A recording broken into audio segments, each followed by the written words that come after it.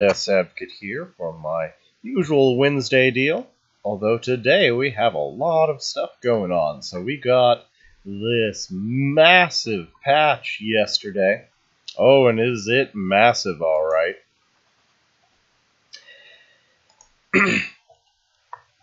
Oh boy. I am so happy that they have done away with rotations. I am so happy. I was so firmly against rotations, and I've babbled on and on about it again and again and again, and I've put out many posts all over the place about why I thought it was a terrible idea. I am so happy that they have put the game back on track. We're back to no rotations. We're back to a proper Eternal format, and they're back to doing large balance changing, and they're even buffing underused cards.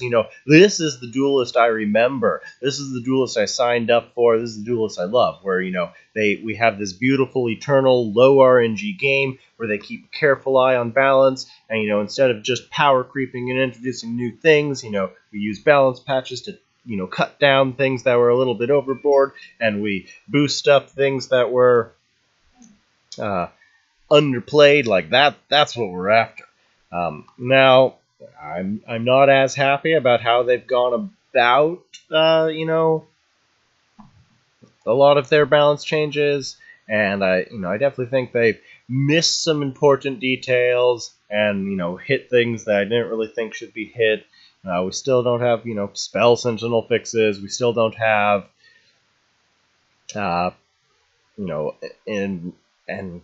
anything addressing like the Wanderer plague, because I do think it is a little bit of a plague. But overall, I'm really happy with the game's direction. So I think we'll start off just by going over some of the balance changes here, and then we'll update a couple Bissian decks, since Biss has definitely been struggling lately, and we'll see if Eternal can make a difference here. So let's just hop right into so Dawn's Eye. Dawn's Eye it's an artifact. Well, here, I'll just pull it up and do it that way.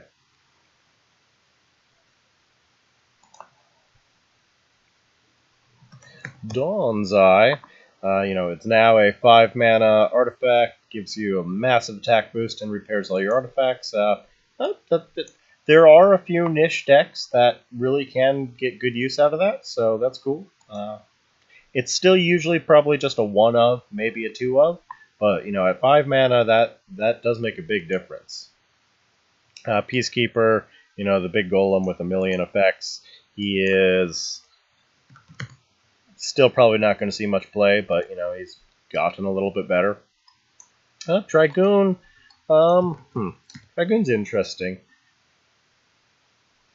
It's a big deal now that he can affect himself. Like, that really is a pretty big deal, because now you have a 3/5 for 3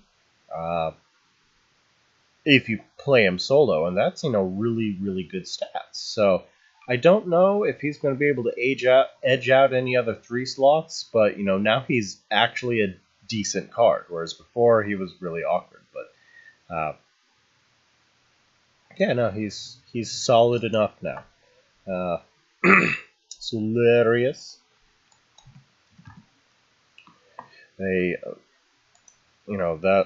6 to 5 is a huge deal, because 6 mana is sort of the breaking point, because 6 and 7 mana is where the games are sort of ending. Like, that's where you want to be playing like win condition type stuff, and not like stuff like card advantage. But 5 mana, that now he's really good.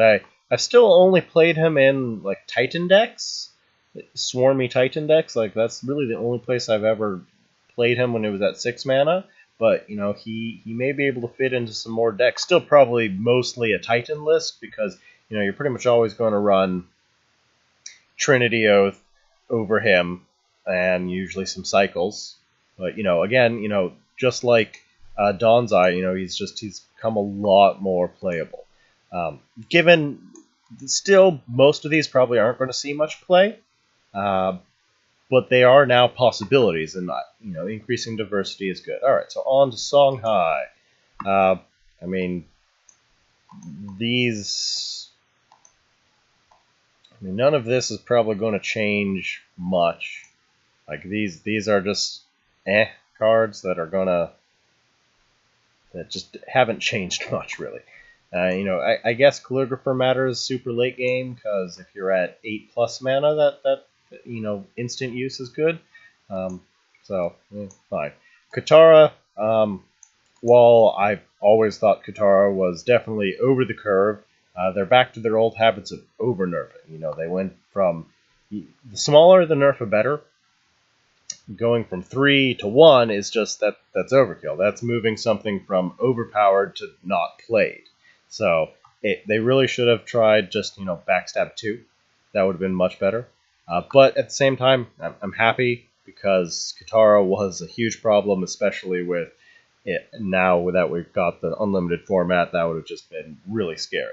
You know, backstab in general is the Songhai archetype I like the most. It's just really cool. Hey, Poker, thanks for stopping by. So I like that they're giving them some, you know, some backstab love. So I'm good with that. Okay, Mind K. Joni. This I'm so thrilled about. Well, I'm still very frustrated that they haven't actually fixed the card's many glaring bugs and glitches and issues. At least now we've nerfed to the point that it hopefully won't see play. So I guess that's one way of dealing it. And in this case, I am happy to see a card just go away. I would have rather seen it bug fixed, but I think this is fair. I think this is a seriously underrated card, and you know, this is a card that is just that can just completely hose games by itself in the right matchup. And putting it down to 2 means it's really easy to kill off now. And, you know, just discouraged. It's still going to be good in the right deck, but thankfully it's no longer an appealing option that will really be an obnoxious issue. I'm surprised here. We've actually seen some, you know, build Songhai used pretty successfully. So, but, you know, in general, build has been thought of as fairly underwhelming, so I'm okay. They threw over everything again, didn't they? I mean, I'm really happy with the direction they've moved the game in. I obviously have some nitpicks and complaints, but overall, you know, while I'm going to be complaining a lot, overall I am really happy, and I giant thumbs up. They have really moved the game in a great direction. But let's go back to nitpicking at the individual changes here. So, yeah, I mean, that's fine. Build has underplayed, and this is a really cool card. This is still not probably going to see play. Still probably not going to see play. Again, more backstab support, which is really cool. Here we go. All right. I'm super glad it now dies to Plasma Storm. I am really unhappy it now works with Inner Focus. Zendo is just a giant problem. Zendo is just a giant. They needed to nerf his health, not his attack, because now he's an Inner Focus problem. Inner Focus has always been a problem. The Inner Focus is the most design-limiting card in the game. But this is the most frustrating card in the game. I'm very glad it dies to Plasma Storm.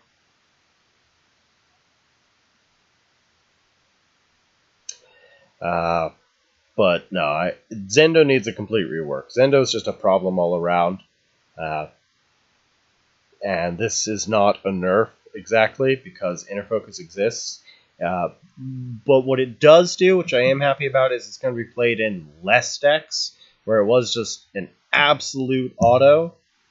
Now you're really probably going to only play it in a deck that has Inner Focus. Given the Inner Focus decks are some of the more annoying ones, but overall, Zendo needed a cost bump. You know, he needed to cost 7 or 8 or have much lower health. Like, that's what we needed from Zendo, or preferably just a complete rework all around, because he's just a really frustrating card. So,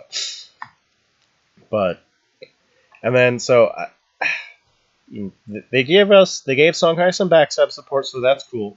And they hit Katara, which given they overdid Katara, and you know, it's one of the archetypes I do actually like.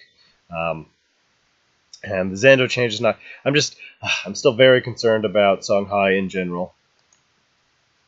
Oh yes, I will be playing Abyss today. As soon as we get done examining the patch notes, I'm going to go straight to trying to update some Abyss decks. That is my agenda for today. It is patch notes, Abyss. That's what I'm doing. All right. So no, I am very concerned about Songhai. Like, not only have they gotten back their previous burn tools that they lost, which I was really happy to see gone, but they've gotten those back now, and they nerfed things that really weren't what needed to be targeted. Like Zendo needed a way different change, and they needed to address burns. We do not want another burn meta coming back, but I do like that they did some backstab support. That's cool. But overall, I'm really unhappy about Zendo, and I'm really unhappy that they reintroduced all the burn that went away and not addressed it. Vitruvian is the only one I think they actually got right on the nose. I think Vitruvian has been done just right here. Like, Nimbus from 4 to 5, this means no more, double Nimbus turns. That's a big deal. At 5 mana, it's a bit of an investment. Still a very good card, but it's now just not. It's just not oppressive now. I think the card is fair. It's just much better deal all around. Like, that's perfect. Duskweaver, I'm surprised. I always, most people dislike Duskweaver. I always thought, for those that don't know, Duskweaver is the dervish that when it dies adds a dying wish to your hand. I always thought Duskweaver was a great card and was super underplayed.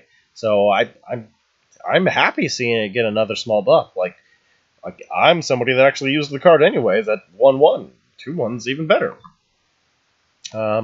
Siphoron. Okay, hold on. Let me check up. I need to look at equality constraint myself. Okay. This card I've never seen play, but it's certainly an interesting Siphoron support card. Hey Doltrack, thanks for stopping by. It's an interesting Siphoron support card. I was really surprised. I mean, I think everyone was a little surprised to see that Siphoron ended up being really competitive. Pretty much just playing him as a sort of control deck with just Grapnel. He's proved that he doesn't really need a lot of support to be good. He's just pretty decent all around, surprisingly. But I'm fine with seeing him get some more support. He's always felt really awkward to me. Like, it's just why am I not playing one of the other generals with him when Grapnel was like the only reason to play him. So Falcius 3 to 4. I think that's fair. Falcius is still just really powerful. Although the mana bump's probably the most painful nerf they could have done. I think maybe just like hitting his stats may have been better, but no, I think this is fair. Like, I mean, he really is. I mean, he's a 4-drop. And he's a good 4-drop. And Abyss or Vitruvian doesn't really have a lot of 4-drops. So I think they're just spot on there. He's no longer just completely overwhelming, but is still a really exceptional card. That's fine. I don't know how necessary it is, but that's fine. That's fair. Small nerf. That's fine. This seems almost meaningless, but I guess it does technically slow our clock down a little bit there, because I think that's perfect again, because it won't affect most of your games. The only games that it is going to affect is those ones where you super high roll and complete it with Neuralink right away, and so this will slow it down a turn so that you can't high roll as easy. So I like that. That's good. It takes the high roll away just a little bit. This I don't know if this is going to do anything at all, but all right. I have had a couple of Syrinx decks in the past. I did enjoy my my Dying Wish flying. I played a Syrinx back as with Azure Summoning. I'd run the core bird combo and then Osirix's one of, which was tutorable via basically in Xerix I was running Grandmaster as a one of, and in Saj I would run a one of Osirix. I think this is actually a drawback. I can't tell if this is a buff or a nerf. I mean, it's just a change. It's just fine. This is neat. I always liked the Pantheron decks, and they were really cool. And that's another nice push. Portal. This is just all good stuff. This is just all stuff that just makes sense for vet. Like I like it all around. This is the only one I'm skeptical about. Having another 2-drop's cool, but its effect is still problematic. Like its effect is a major drawback. Like they really needed to change its effect somehow, because adding health to wind dervishes is generally a bad thing. But being another 2-drop, that is sort of neat. So I mean, again, that was one way to do it. I don't know if it'll see play, but that works. On to Abyss, where I am sad. Abyss has been struggling for a really, really long time now, and for some reason that I don't understand, we are getting more nerfs to our staples, and then a bunch of buffs to things that don't matter. Like, nobody's going to play Releaser, nobody's going to play Skull Prophet, nobody's going to play Night Fiend, nobody's going to play this. This one's nice, I guess, for Zordex, but still yet to be seen if Zor's going to be good or not, but hopefully. And then this hurts my soul. Desolator was one of, Desolator and Spear of Darkness were like the only things holding the poor Abyssian faction together, and they've hit both of them. So now Spear is probably only going to be played in actual creep decks. It may still get played for the cycle if you're playing sort of if you just need the dig, but it's no longer an auto include. It's still good, but you can't ping artifacts. This just hurts my soul. The faction struggling the most has been hit and nerfed again. But I'm hoping that Unlimited will make Abyssian really strong. Like, Creep is already pretty dang scary in Unlimited, and from the little I heard of it, Dying Wish has a lot of potential, and these are both things I plan to be trying to look at today. So I'm hoping that Unlimited is going to give Abyss the boost that it needs, but I'm really, really sad that they've nerfed the faction again preemptively. Especially when, everyone else is getting access to Unlimited too, and, Vet's getting... I mean, I think Vet's actually going to be in a pretty good spot. They're still going to be really, really powerful, but they've been taking down the pig that they need, and what they're getting back from Shemzar shouldn't push them over the edge. So Vet's good. Songhai I'm really nervous about because, we're going to have Burn back, and we have Inner Focus Zendos, and I do not like that. But alright, so on to Magmar. Most of these are fairly meaningless. Like, all of this doesn't mean much, but I do like them because, these are some really underplayed cards. Grow and the like is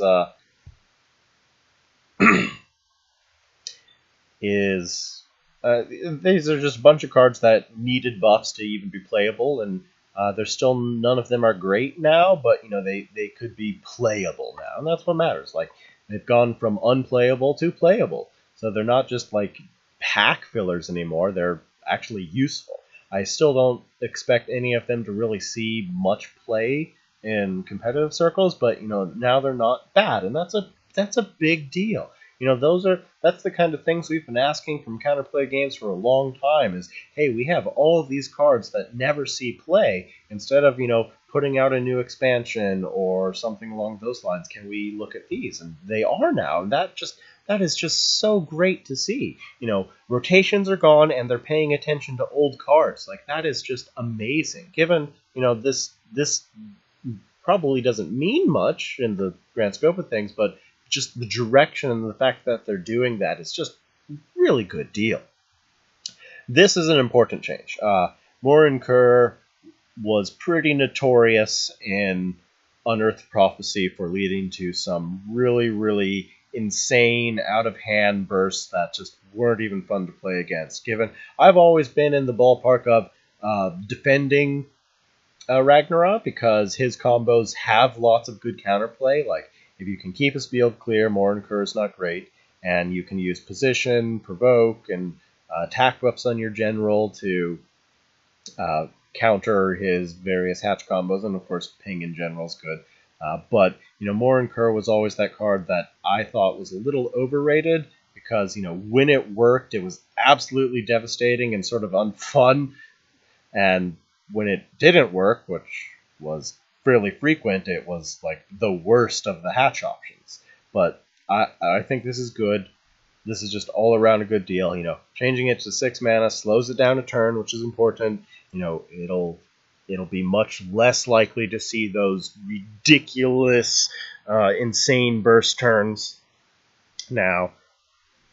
So that's good, especially because Ragnarok has already been still top-notch, even losing Morinkur and all that stuff. Like, Charm has been a huge deal, so we really did not want to see 5-mana Morinkur on top of his new tools. So that's a really important change, and I'm good with that. Again, Dreadnought really doesn't matter. Now this I'm nervous about. I don't like that, because that card isn't egg support. For those that don't know what Flaming Stampede is, let's pull it up.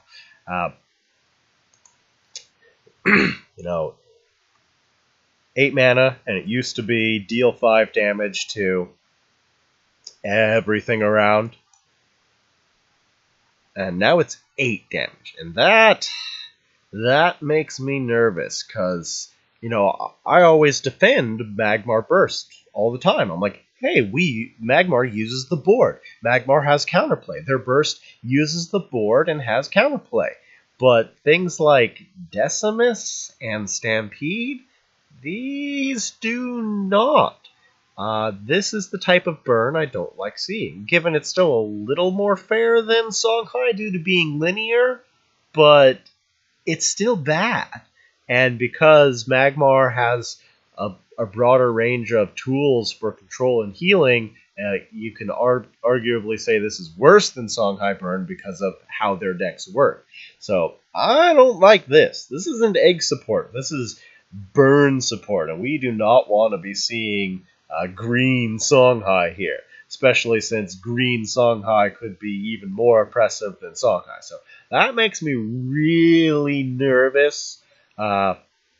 It is a linear effect, though, but because of things like Eternal Heart, Earth Sphere, and the like, that makes me nervous. At 8 mana, though, it's probably fine, because, A, it's linear, B, it's competing with Saurian Finality, and that's really hard to compete with. Really hard to compete with. But what I'm afraid of is seeing, not even like a Ragnarok deck, just seeing, Decimus Starhorn playing this as just another way to finish the game. And that makes me nervous. I don't want to see green Songhai.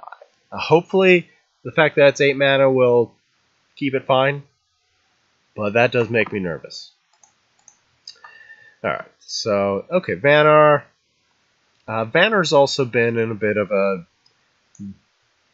been a little bit struggling. Not like Abyssian struggling, but they've definitely felt a little bit harder to play lately. We've got Aspect Thunderhorn back, and that's a big deal. However, nerfing the mana definitely hurts. This was, again, while something I sort of defended in Vanar in times past, because A, it was the only thing holding the faction together, and B, you could play around it. It was really hard to, but you could play around it. So I still just dislike all of the Battle Pet stuff. It's in general a bit of a problem. However,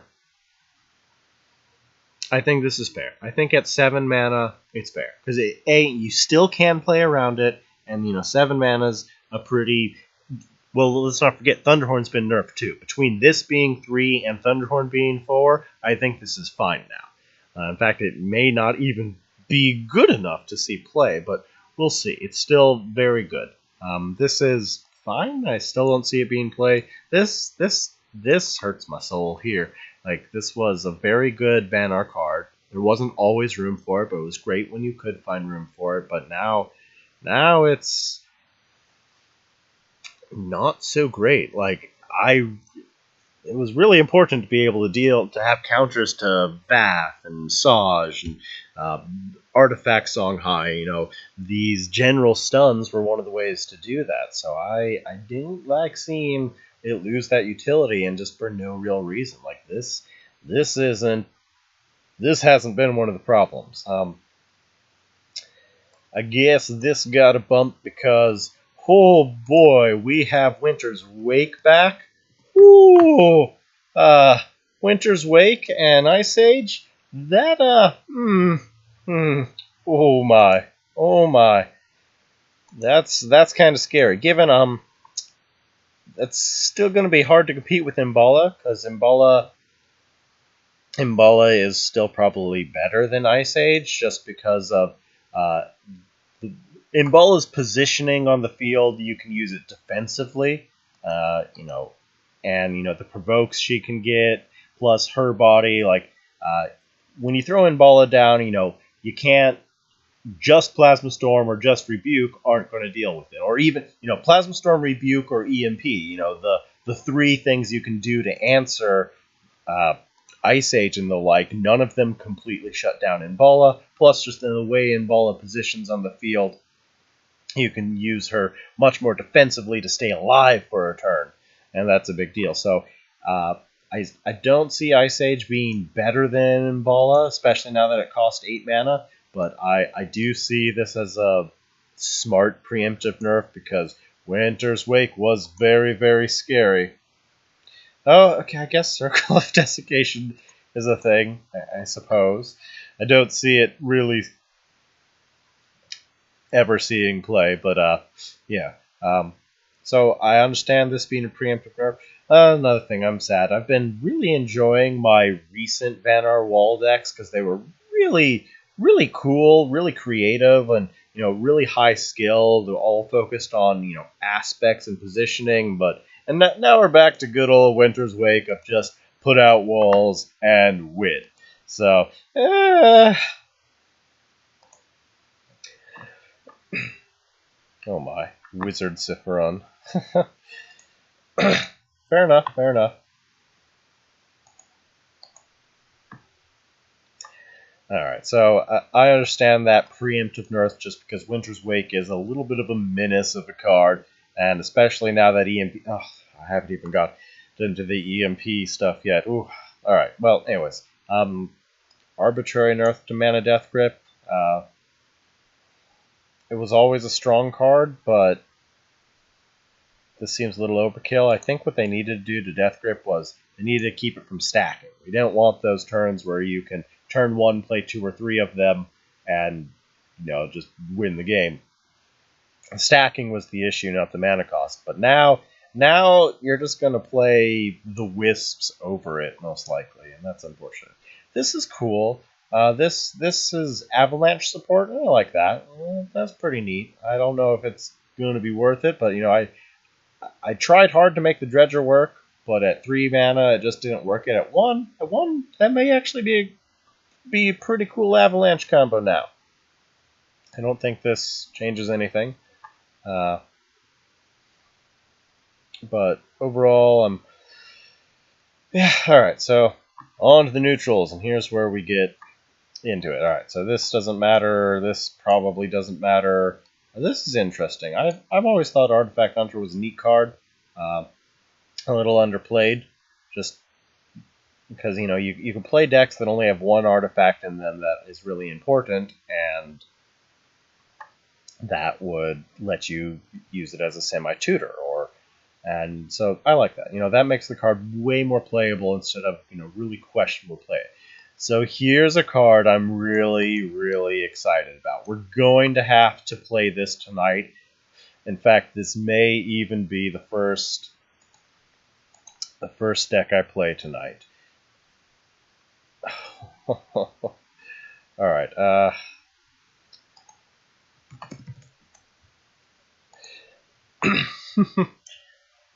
Maybe, just maybe, the way they've changed Crusader now, it could be good. But we'll come back to that. We'll come back to that in a bit. We'll be playing a National Crusader deck tonight at some point. I don't have all night, obviously, but we'll see what we can do. But we will definitely play a National Crusader deck soon. So I'm excited about that. That's really cool. All right, this is, I don't know if that'll matter. Battle Pets are still bleh. Calculator's still underwhelming, but mana bump's a big deal. Preemptive nerf to Deoltis, that's good. It'll help keep Divine Bond in check. It will help preemptively keep Dying keep Dying Wish from being great, which is frustrating. So here's one I'm not happy about. I realize EMP was probably one of EMP and Thunderhorn were like the most complained about cards in the game. And I've always stood there and defended them. I'm like, EMP and Thunderhorn need to exist, because if without EMP, walls and artifacts could really, really easily run rampant, especially now that we've gone back to Unlimited and, we have Winter's Wake back in the mix. Like, EMP has become all that more important. So, without EMP and without Thunderhorn, things like Swarm and Walls and Strategos and all that, some really borderline oppressive stuff that really needs hard counters, could really easily start to run rampant. So I have always defended EMP and Thunderhorn as necessary evils, and EMP was a little overset. I will not deny that. He was too much, but this is too much of a nerf now, because now you can't. I would have agreed with changing him to 8/8, but they really need to stop this large nerfs. The smaller the nerf, a better. Like, they should have made him an 8/8. That would have been good, and if really necessary, maybe do 7/7 in a patch down the line. But I think right now, he probably needed to still be at 9/9, because we're going to be seeing wall decks and artifact decks a lot now. And you're going to really, if you're a deck that can comfortably play him, if you're not walls, if you're not artifacts, if you're not Vath, Lancer, or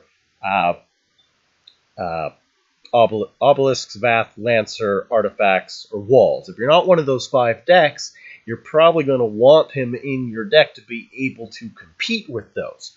But now, as a 7/7, he's going to feel sort of bad when you're not versus those. Like, beforehand, he was good enough to be able to run and still be useful outside of those matchups. Now it's going to be, he's still going to be an important counter for those matchups, but now he's not going to be nearly as good outside of those. And, that's a concern for me. I am really worried that without EMP and Thunderhorn, some of these other decks could run rampant. But we'll see. He's still very good. Even at 7/7, he's still good enough to warrant the slot. Maybe not as a 3x anymore, and not as in as many decks, but, he's still, at least they left his effect alone. That's important. And at least they didn't change his mana cost. If they'd done either of those, that would have been devastating. At least they did only adjust stats, and that's okay. They overdid a little bit, but ultimately this is fine. At least he won't be blowing games out that he shouldn't be like he used to. All right, so this doesn't mean too much. I mean, I guess it makes him quite playable for Divine Bond now, I suppose, but still probably not worth it. Grincher, no. I mean, too much RNG. Battle Pets are bad. Hey, look, we fixed Kron. This is what should have happened to Kron in the first place. Like, these are okay. So in ages past, Kron on release dominated the meta. He was a 4/6, and of course had the force field summon, and that was just oppressive beyond reason. But then instead of they nerfed, like similar to EMP, where they've done big nerf rather than a small nerf. You know, they moved him from 4/6 to 4/4, which moved him from overpowered to unplayable. And you know, this is way better. You know, five health is a big deal. It's, you know, that's where they should have changed. Like, this is a good card. This is a good card that is not oppressive now. No more super high roll force field minion, and no more dying to all of the 4 mana damage cards. So this is what they should have done to him in the first place. These are the type of nerfs you want to be seeing. You know, reduce swing variants and small nerfs, the better. I mean, he's technically being buffed. Well, he's not being buffed. He's being side nerfed right now, and that's fine. Just my point being, they really need to stop these big nerfs and do smaller adjustments, and then do more as necessary. Like, this is good. This is the type of stuff I want to see. This is too much. That's interesting. She's very niche, but you know, she's gotten better. She can make those niche decks quite competitive. Pergatos is a 3/5. That's pretty interesting. Pergatos has long been one of those cards that was almost really good, but you could never really find room for him anymore. But the difference between 4 and 5 health is huge. I mean, that's Lava Lasher, that's Cryogenesis, that's let's see, and suffice to say, there's a lot of things that do 4 damage, but there's a lot of things that struggle to clear 5. So that's a big deal. Pergatos is actually a really good card now. Oh yeah, I've played some cool Lady Lock, like Lady Lock Fault, or Lady Lock Fault, or Lady Lock Fault, or Lady Lock Walls. Both are cool things. Both are very neat things, and now that her own stats are much better, like, that could really push those decks from neat gimmicks to really competitive. And you know, that's a lot of these directions I really am happy about with this patch. Given, you know, I'm really nervous about some of the things they've done, but overall their direction is great. And you know, this is one of those good direction things. You know, giving decks that are gimmicks the potential to be really legitimate is really cool. All right, so I don't know how much that'll matter. Yeah, but you know, that's the type of stuff I'm really nervous about. Like, that's why I did not want to see EMP getting nerfed. Like, Luminous's mere existence, Luminous and especially Winter's Wake, mere existences really make EMP a necessary evil. So I'm really nervous about that. I don't know if that matters. I don't think that matters. That's probably fair. That's probably really fair. He's still going to be really good in, you know, Flash Magmar, but now I don't. It was already a tough choice between him and like Ragebinder for that. They sort of, well, they weren't the same mana slot. They often competed for a spot in the deck. He's still good, but I think he's more fair now. And it's just he's better off. I think that makes sense. That's just good. But here's another one that I'm a little uncomfortable about. You know, Thunderhorn has definitely been a bit of a menace in the meta, similar to EMP. But I felt like he was a necessary evil. He gave everyone a reliable source of AoE, and was just a good all-around card. And he was never the problem. The problem was things like Aspect and Lost in the Desert. Those were the problems, not him. And as I was just talking about, you know, the difference between 4 and 5 health is a really big deal. At 4, he dies to a lot of things he didn't die to before. And that is a concern. He's just no longer really going to be. He's definitely not going to be worth it as just a standalone card. Now you're only going to run him. Hold on, I will be right back. Sorry about that.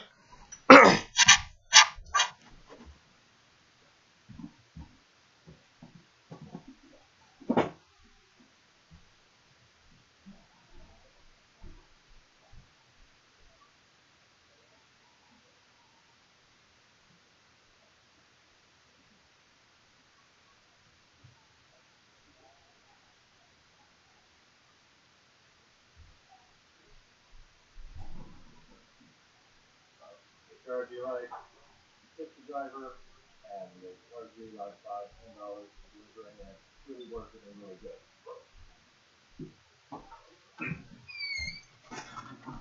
Alright, I have returned. Sorry about that. I had to collect my dinner that was late.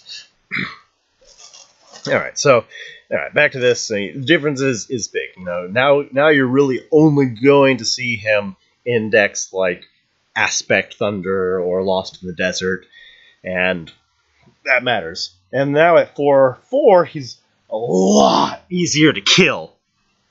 He dies to Rebuke, he dies to Lava Lasher, he dies to Cryogenesis, he dies to a couple of those cards in Lionar now. Just a lot easier to kill. So I never thought Thunderhorn was the problem. I thought stuff like his interactions. But overall, this is fine. This clears design space a little bit.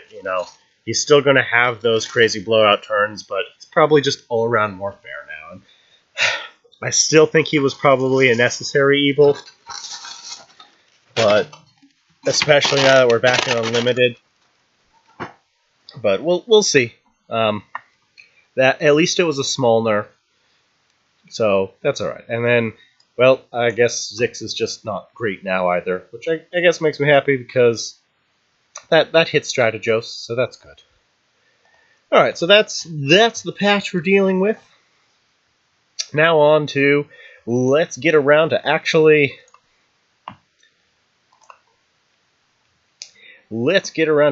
playing some games here. Am I glitched out here, or is this just broken? Let me refresh that. Just want to make sure everything's running nice and smooth. So, first on my agenda is let's see if we can get some Abyss decks up and running here. Yep, absolutely. That's definitely where we're... Oh, that's true. I mean, lots of other cool things in the patch. Like the new Mach 2s are great. The boss skins, heavily requested. Hey, Rabbits, thanks for stopping by. And Sky as well. Those boss skins... boss skins are heavily requested. Just, this is a really cool patch. I'm just so happy about the direction of the game, given I'm really sort of unhappy with the balance changes they made, but I'm really happy that they were willing to make them. As usual, the balance patches tend to fix the problems. They get the job done. I rarely agree with how they get the job done, but they do get the job done. And I'm really happy that they are showing a willingness to do those patches again. So anyways, let's race on over to some Abyss decks. So I think first things first, Astral Crusader got a huge buff, and it's a card I've always wanted to really make work.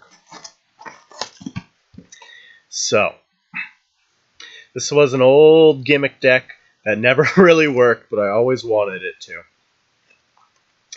And I'm going to see if I can update it and make it work properly now. So, the idea behind it was play a bunch of 2-drops, which are pretty good with Mauve. Then play Q to delete your deck. Now, you just have Astral Crusaders or Blood Taras left in the deck, which makes making Crusader useful, so you can get Crusader to be so big that you can just, like, one-shot somebody with Cadence. However, it's still a bit of a reach there.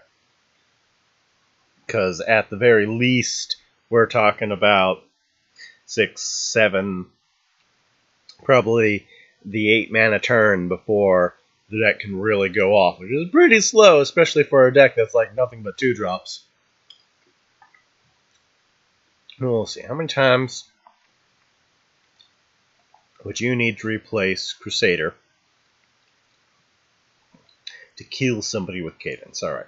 So let's aim for 20. So 7, 10, 13, 16, 19. All right. So 4 replaces. Well, at the minimum you need. So 6, 5, probably 8 mana.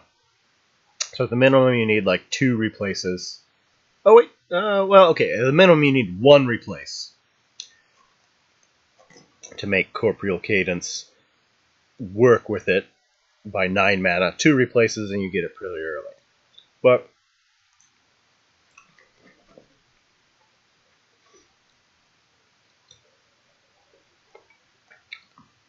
so I don't have really high hopes for the deck working great, but we're going to try.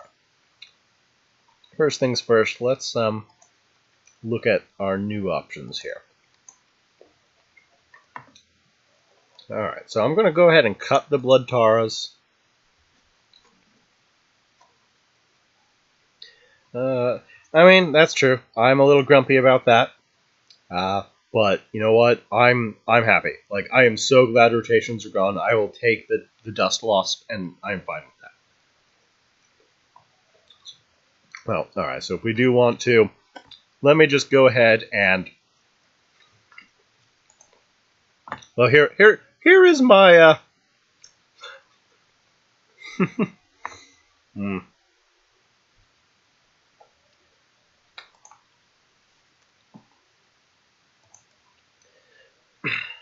Oh, let me...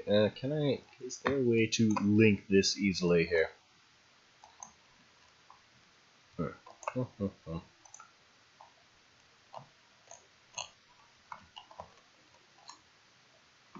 Oh, well, I'll just post it in the chat here.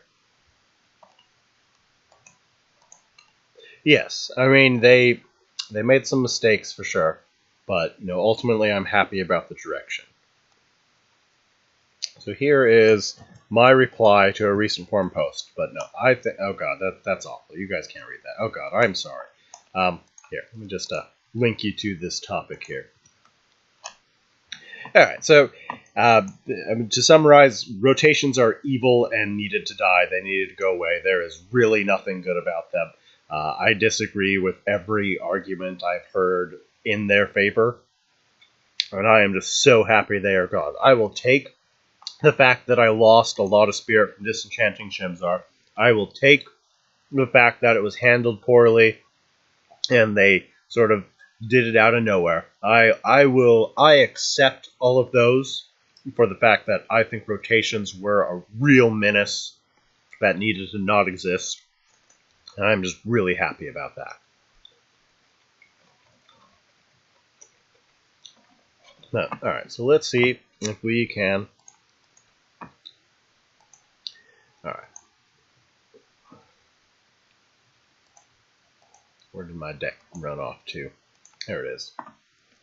Alright, so realistically, we really need to play 2 cadences to win, which is a little unfortunate, considering...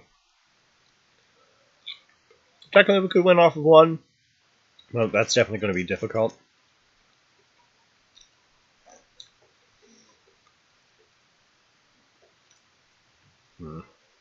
And to make Crusader... Alright, well... I should probably just leave the Blood Taras in. Probably just really shouldn't change the deck.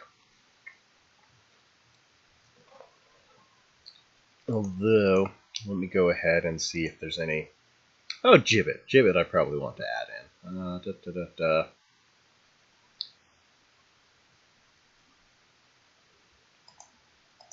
Oh, looks like Backroom's updating itself quick here. Alright. So, we want to look at Mithron cards, see if there's anything new and nifty we can slip in here. I think Gibbet for sure will be going in.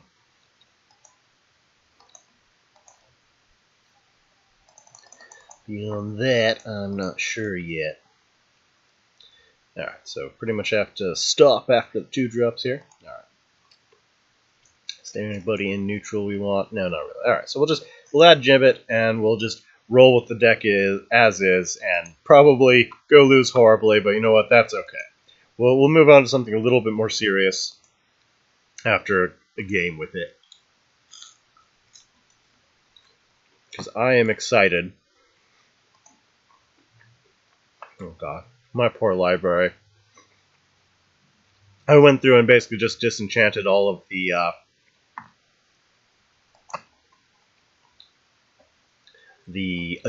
nerfed cards for the spirit return.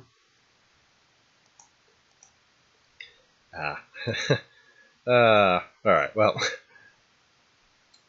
So, a bunch of my really, really old decks are no longer valid.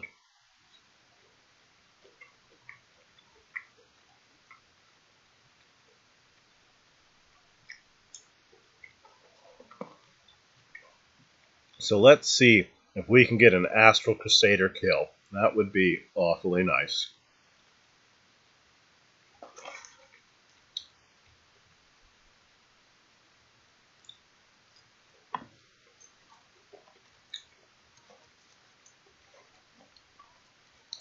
MOS? I'm really bad with acronyms, man. MOS. MOS. What does MOS stand for? Overall, well, I mean, today we are playing with Abyssian, where we were talking about the patch earlier. I'm really happy rotations are gone. But I can't think what MOS... Mark of Solitude? Alright. That's good. We've got Q in our starting hand. Maybe this funky thing will actually work here. Alright, so let's see here. Gonna want that. Don't really need rescues, so we'll just rescue out. Of course, we immediately get another rescue. Oh, Mask of Shadows. Actually, yeah. No, I do actually really appreciate Mask of Shadows, Jay. Like, I've always actually really liked the backstab side of Songhai. There's a lot of aspects of Songhai I really like. The only things I dislike are Zendo and Burn. And the rest of Songhai is pretty dang cool. But no, yeah, I like seeing backstab get some better support and buffs. That's always nice to see. Alright, where are we at? Alright, so we still don't need this. Actually, no, what we'll do, we'll play 2 replicants and we'll replace the 3rd. And then we'll go from there.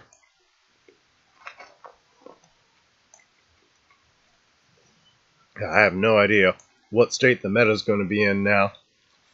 Oh yeah, I've got Prophet back. That's really nice.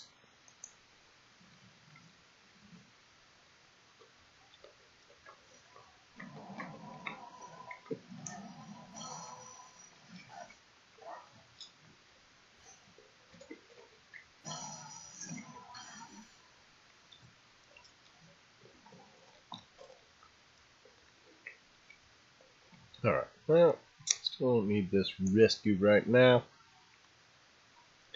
Guess we'll go ahead and play around. More acronyms. Ooh, I mean, sir. Alright, go ahead. Bap him there. Heal up. Deny the globes. And do I want to use Max Replace? No, I'm pretty happy with what I have in hand right now. You know, looking good.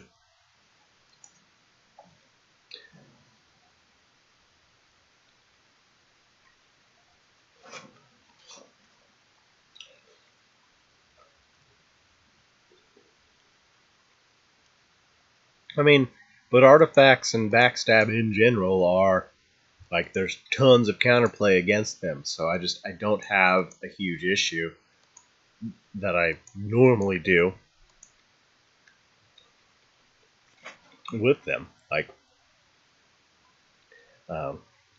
I was still a pretty new player back when Mask of Shadows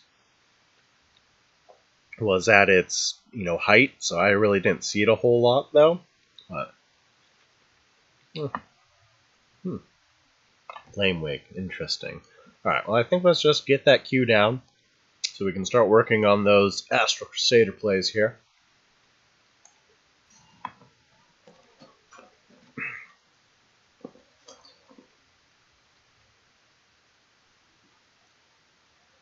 Oh no, I haven't. This is my first game since the patch. Or are you asking Jay? Probably asking Jay. Alright, so flying. Alright, so I'm just going to play around Lost in the Desert as best as I can here. I'm going to pull that back. It doesn't really matter, does it? Well, I suppose I can play around Star's Fury just in case. Throw down this Q and see where that takes us. Alright, so place the spare Q. No Astral Crusaders yet. All the Blood Taras, though.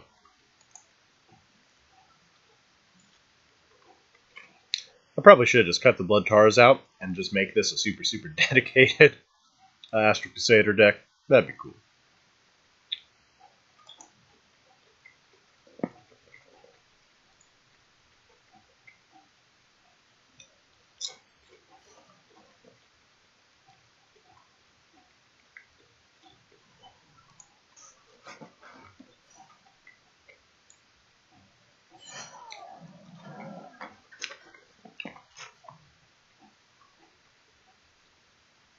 Alright, well, let's see what we got here. Alright, so you can go. You can go. Come on, Astral Crusader, where are you at? Alright, well, hop on over here. Go ahead and profit it up.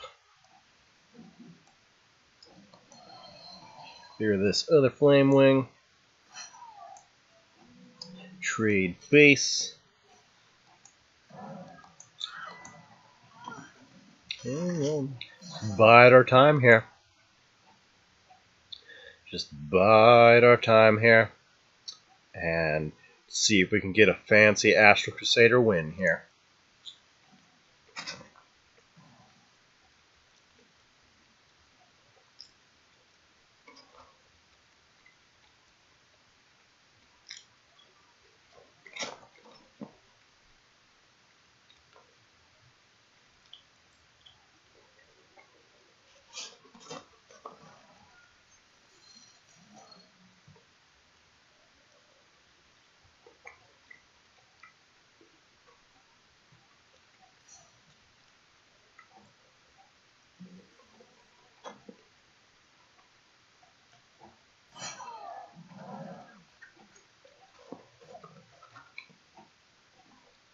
Of course, we may soon be able to do Blood Tara shenanigans as well.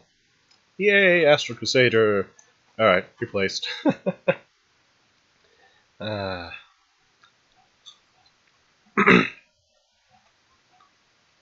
so keeping that safe. Trade in some more of our health here. Go ahead and play another Q just for the body. I know, I don't really want to sacrifice anything. We'll just hang tight and wait for Astral Crusader shenanigans.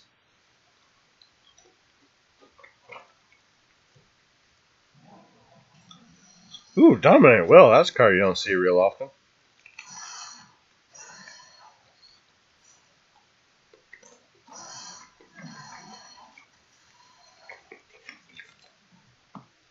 He's low enough on health now.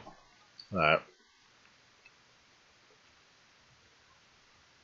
We're not going to need 2 cadences. In fact, can I just win off of Blood Tara right now? So I go to 4 health if I trade.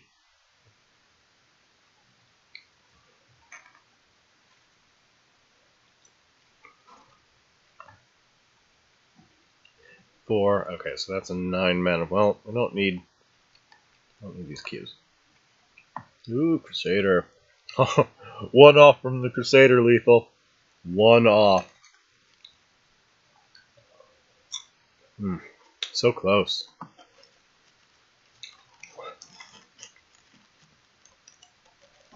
No, I think we'll just hang tight, wait for the Crusader. I'll throw down another cube. Let's keep backing off.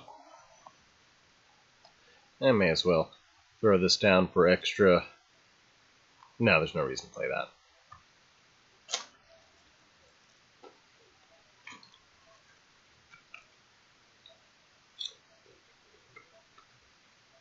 Nah, Crusader's one off here. No, I didn't have the mana, because that would have put Blood Tara down to 2, and me at 7 mana. Oh, never mind, you're right, yeah, never mind, you're absolutely right. I'm bad at math. I could have just traded Bloodborne and won with Tara. Whoops. Yep. But I really want to do the Crusader kill. Really want to do it. But no, mostly I was just bad at math.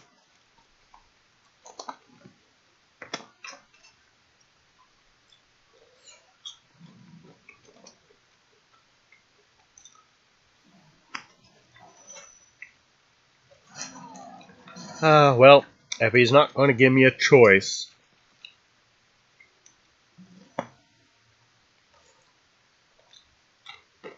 but maybe. I still have a chance to replace into that Crusader again. Pretty good chance, actually. Come on. Yes! Here it is. Here is what we've been dreaming of. Astral Crusader. Corporeal Cadence. GG. Oh, it happened. Oh, that felt good. Yeah. Astral Crusader buffs for the win. Ah. Alright, on to something a little more serious here.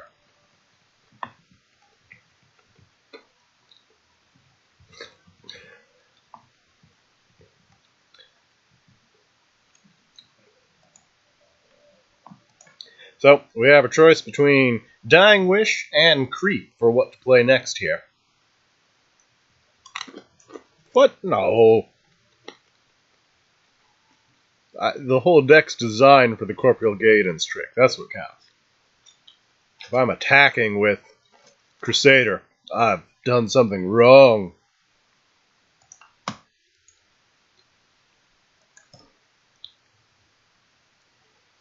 Alright, so now we have a choice of updating Creep or Dying Wish. Where do we want to go? I'm sort of leaning towards Dying Wish at the moment. Started putting together some rough drafts.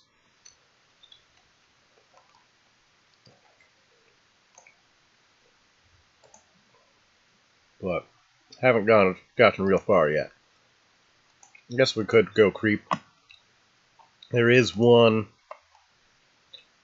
Creep deck in particular that was really neat. My mouse wheel is breaking. Oh yeah, no, I am definitely planning on 3 carry and 3 lurking very soon here. Very soon here. But in the meantime, there is a cast deck I really want to update. My No Obliterate Creep deck. Reap. Let's see what we can change about this. It was sort of one of my last creations towards the end of Immortal Vanguard before the rotations happened. And I had a lot of fun with it. I did some real work in Team Wars. But basically, it's a combination of aggro and creep, or a combination of creep and aggro, Reap, thus the name.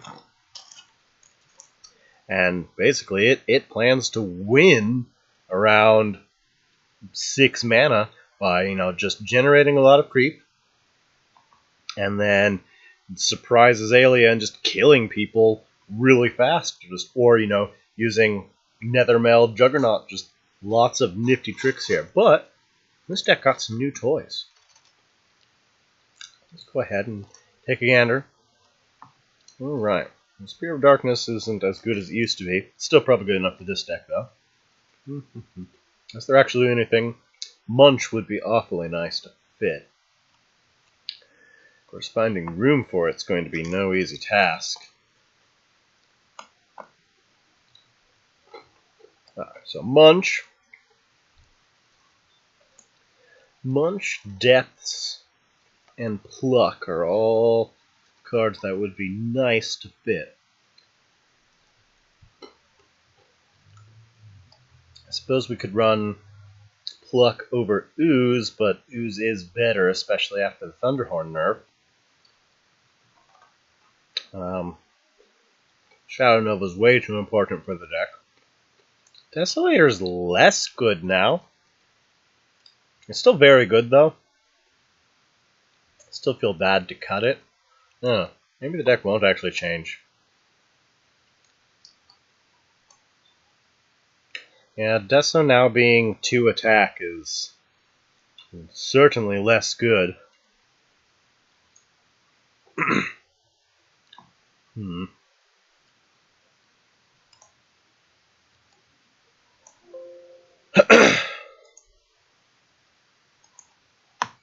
Oops.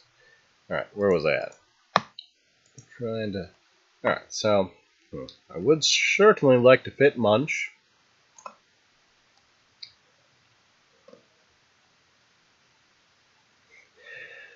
Yeah, I mean, it may not have a place in this deck. That is true.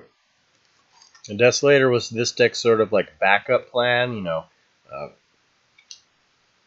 It's a way to finish the game. No, the draw on Sphere is still too important, because this deck, you know, lives and dies by finding Azalea and Juggernaut. So it needs the deck thin. Well, I may not actually have an update for it. Odd. You know, because I'm going to run Blaze Hound over Depths because it's an aggro deck. My current creep generators are all better than Pluck.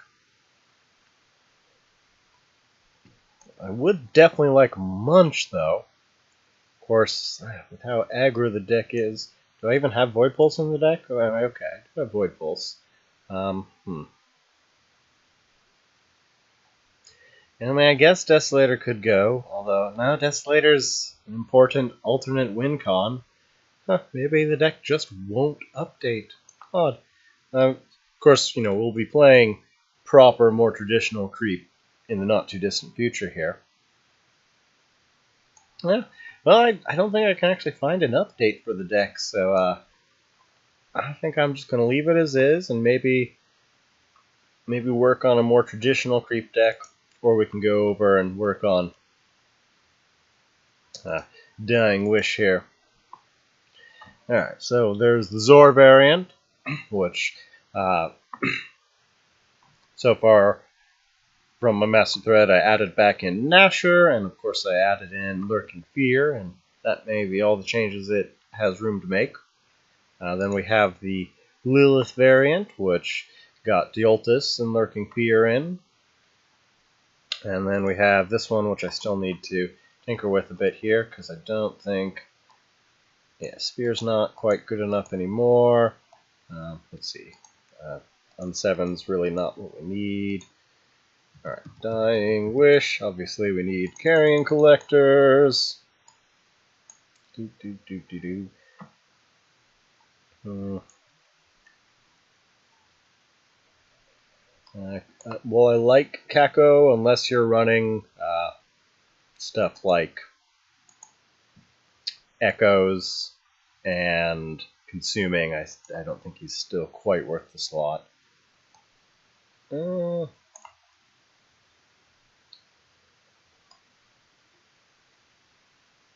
I mean, that may be.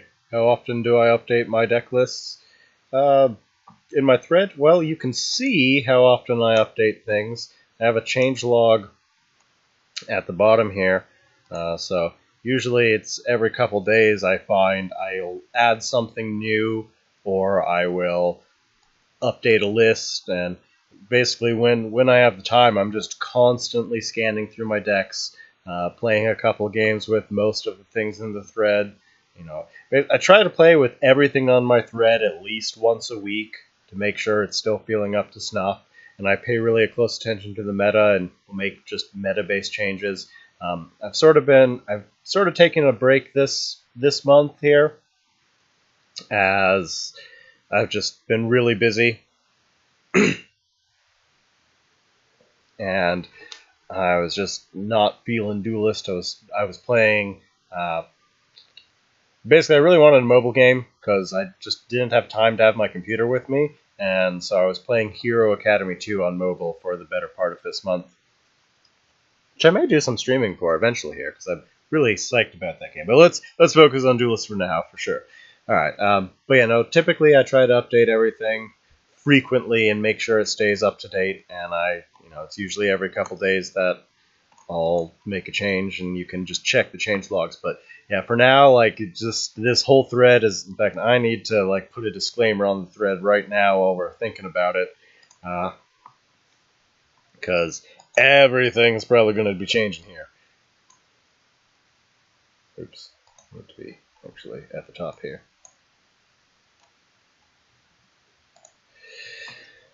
Alright, so before we keep going in, no, and yeah, I left the Desolators in for now just because they're too good. I just don't see a change I can make for that. Major patch.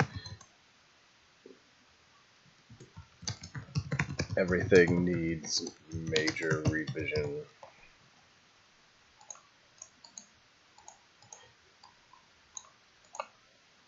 Alright,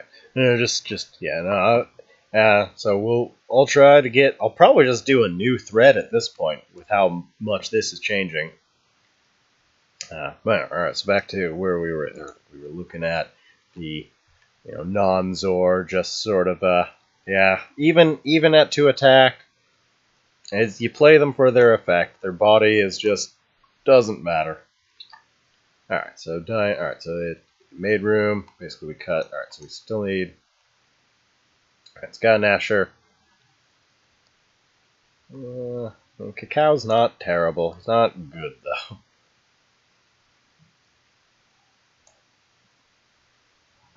Oh right, but we do have Prophet back, so Prophet may go back in. I'm not sold on Deolthus. Basically, I don't like running Deolthus unless you have some way of buffing the Tombstone. And I don't like running Artifacts and Mauve, so I've never been a huge fan of Chakram, although both are really exceptional. So I could just do Deolthus Chakram, or we could just throw Prophet in and call that good. I don't want to lower the dex curve too much here.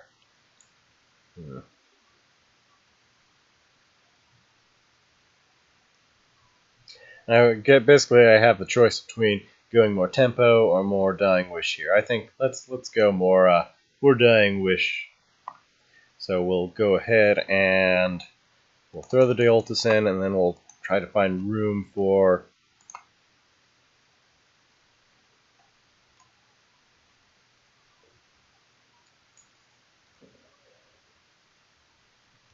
Chakram as well. I'd also like to fit Prophet back in, but there may just not be room for Prophet. Alright, so this is all super important. But where can we get... I mean, Shroud feels too important.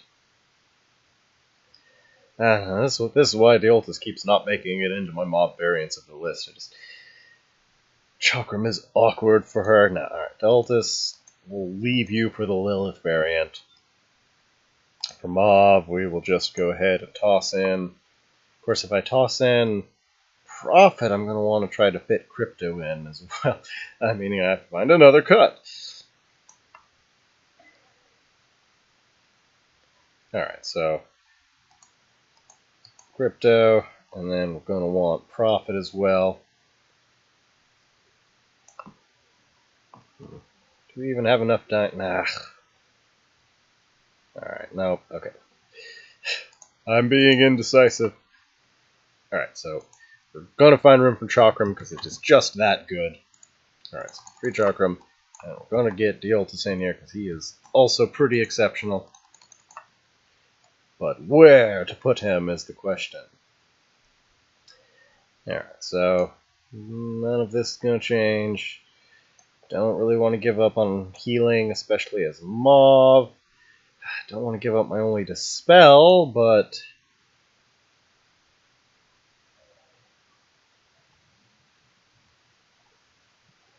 tough. And I guess it's pretty much down between these two here. Can live without Dispel, although it feels bad. We've definitely not been seeing a ton of aggro and burn lately, so... Oh, Reapers are in here. Especially with Chakram. Okay, and... Oh, that's true, yeah. Well, no, I mean, if I'm going to run Chakram, I'm going to run Reaper. Like, they're sort of another package deal for sure. I mean, I guess technically Vorpal could go, although that feels sort of bad. Just keep the decks on the low end of the curve. That's probably not worth it.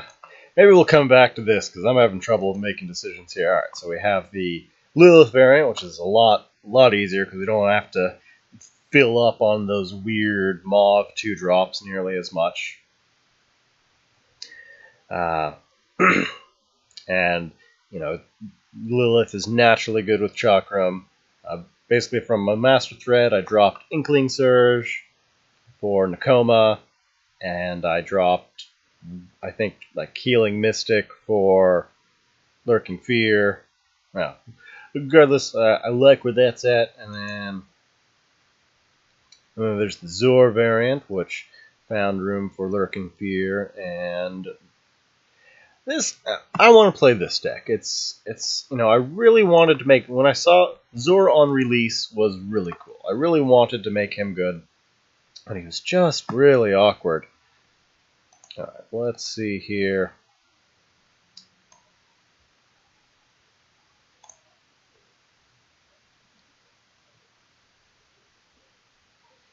What are you called? Let's see if I can dig you up. Alright, that should be... No, that's... okay. TM Dying Myth. Yeah, that's it. Alright, so we are going to cut... Oh, did I really cut my... Oh, yeah, my... Oh, gibbets are what got cut? That makes me sad. I really like my gibbets, but... yeah, just isn't room for everything sometimes. Gibbet's still in the Lilith variant, I believe. Alright, so Lurking Fear in. Alright, Necrotic Sphere out, and one Nakoma in favor of Nasher.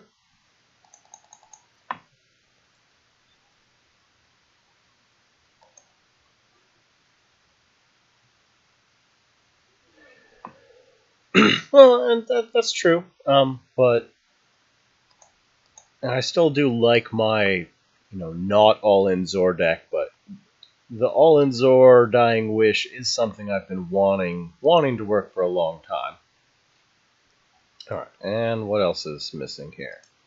Alright, or is that everything? We've got Nasher back in, Coma down to 2, and we've got Lurking Fear in.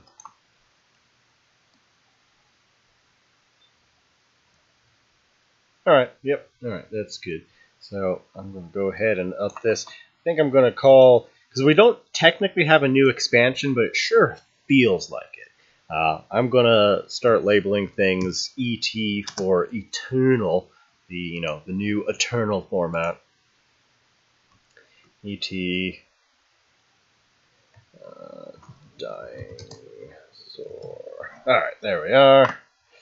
Let's go give that a whirl, see how it does. It has more reliable AoE with Nasher, who also is super nifty with Consuming and Rebirth. It's got much more reliable Crazy Ramp with Lurking Fear added. what it gave up to gain those.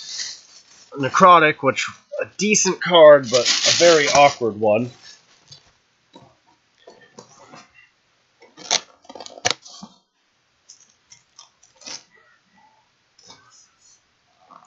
Alright. Icy Fire with Vath sure isn't going to make it easy on us, but we'll see what we can do here.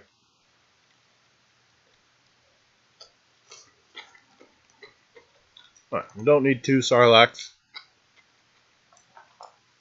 It's a bit early for Nakoma, but this deck is going to burn through cards pretty quick.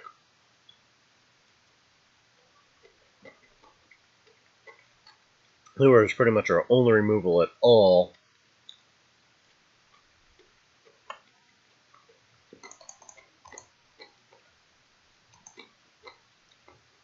Shame to replace them, but I think the Sarlaccs got to go, unfortunately.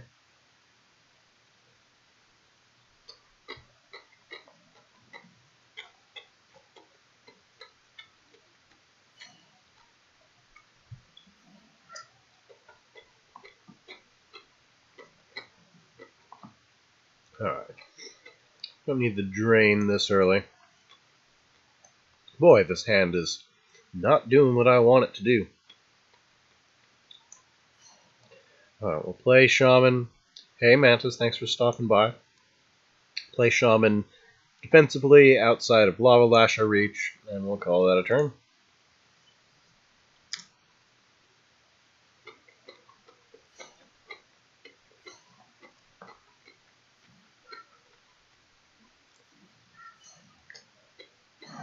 Oh. Well, so much for playing it out of Lava Lash's Reach, but, you know, there's only so much you can do sometimes. Boy, this is not a good hand.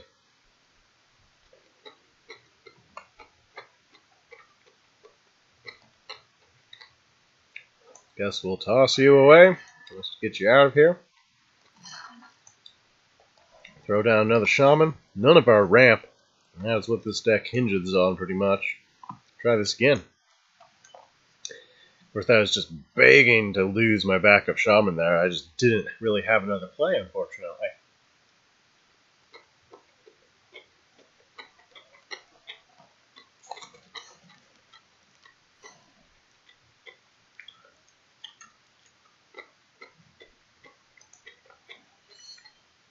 Uh-oh, getting smashed.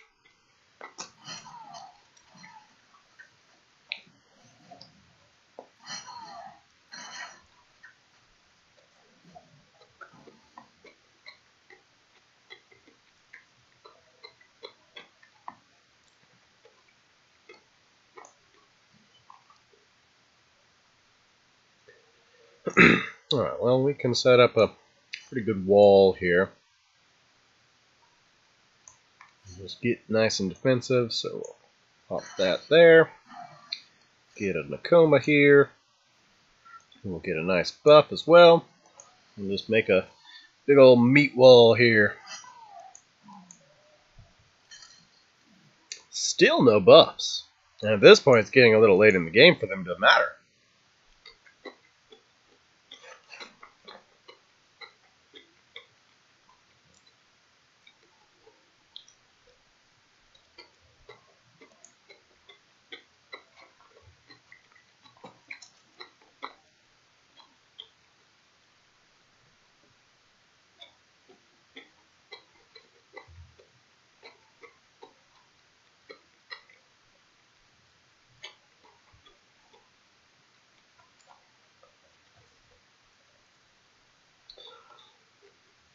But, well, that's a pretty well-developed field out of nowhere there.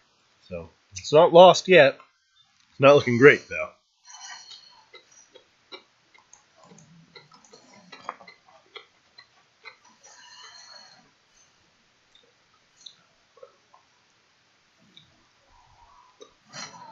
Well, now it's starting to look pretty lost.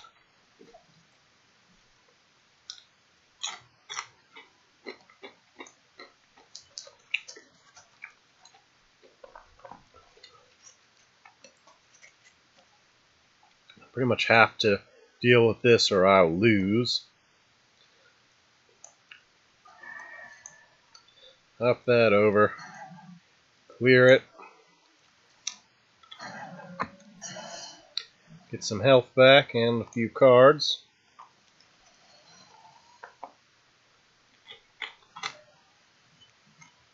Well, none of which are what I need right now.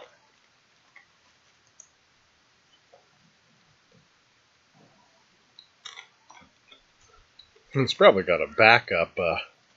Okay, well, please backup Drogo on me. This is looking pretty dismal, though.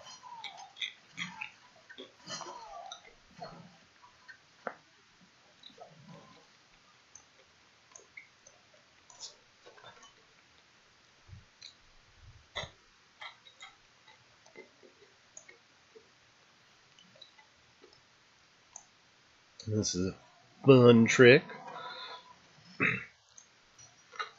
But this late in the game, without having gotten any ramp, is just not enough.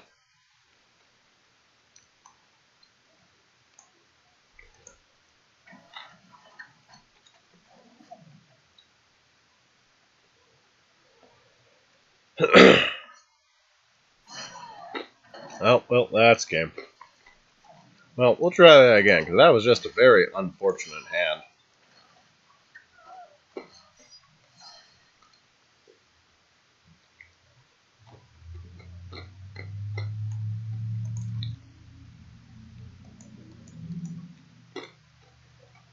And, you know, it still just may have classic Zor problems and just not be able to really do the job, but we'll see here.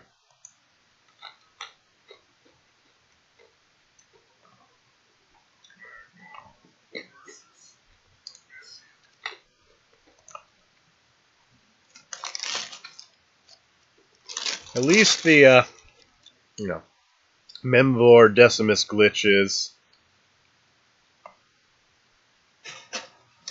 gone for now. Yeah. So, Drain can go for now. You know, while this is a Zor deck, early on we're focusing on... I think we'll just open with the character.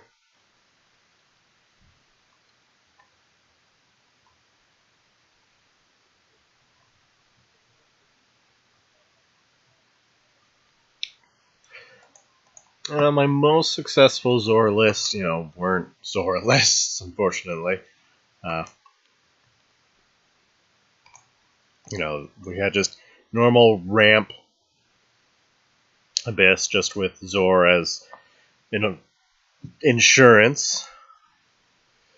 I am definitely happy about the game's direction. I can't say I'm super happy about some of their balanced choices, but I am really very happy about the death of rotations, that's for sure. And just overall, I'm just really happy with the direction they've started pushing the game back in. It's a good deal all around. Alright, looks like we're just going to go for... Well, I could double carrion, or I could carrion consuming, which is pretty nifty, because you get sort of... Yeah, let's do carrion consuming. Because that gets us some instant value here, and, you know, stat point might matter. No, that was probably a mistake. I should have just gone for double carrion. This could pay off better in the long run, but I also may have wanted that consuming for something else. But we'll see here. Yes, precisely. I may have wanted it for cacao or something along those lines, but that's alright. Well, hand is very cheap now, and that is what we wanted. Alright, so let's go ahead and...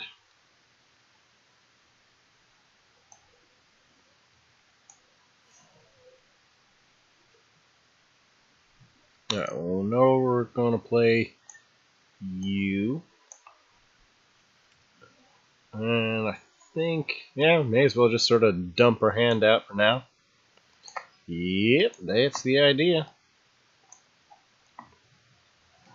Keep our health preserved and just continue trying to snowball here off of those carrion collectors. Probably going to replace that third carrion. That's a little bit much, but we'll see. If he feeds me cards, he feeds me cards. Ooh, Blood Echoes is very fancy with some of these things. Unfortunately, I do believe... I mean, this is fine. I wanted that to go away. Yeah, I was worried it wouldn't get the egg, but that's okay. I should be able to clear the egg without too much issue here.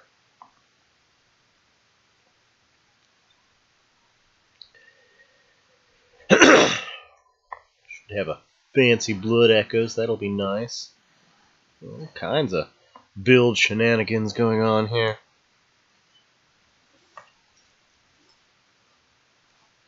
Alright, so we'll go ahead and...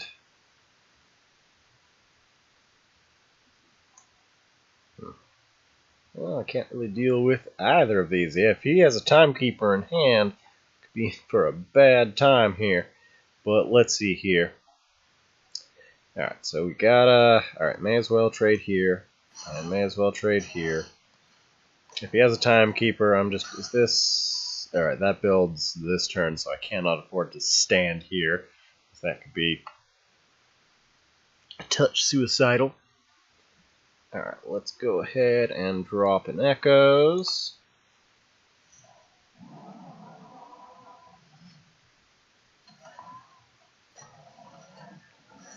And then we'll go ahead and pop this. Oh, wait. There. Yeah, we can just body block the Hulk. Now we pray he doesn't timekeeper up that Gigaloth, because if he does, ooh, we're going to be in for a bad time.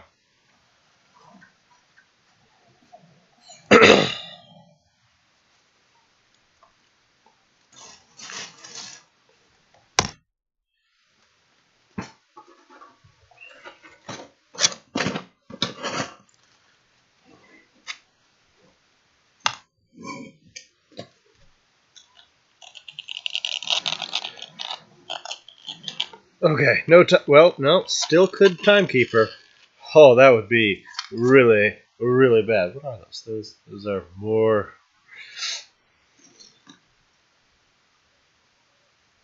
Oh, Jesus. Okay, well, that's it.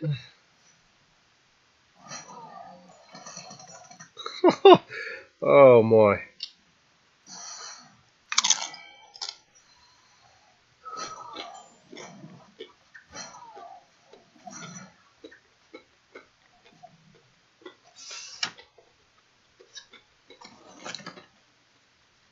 And of course, we cut Necrotic Sphere from the deck, too.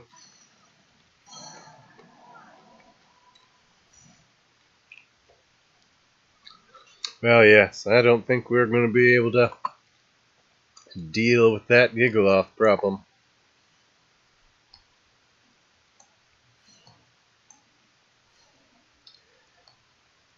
That's true, but I have neither in hand here.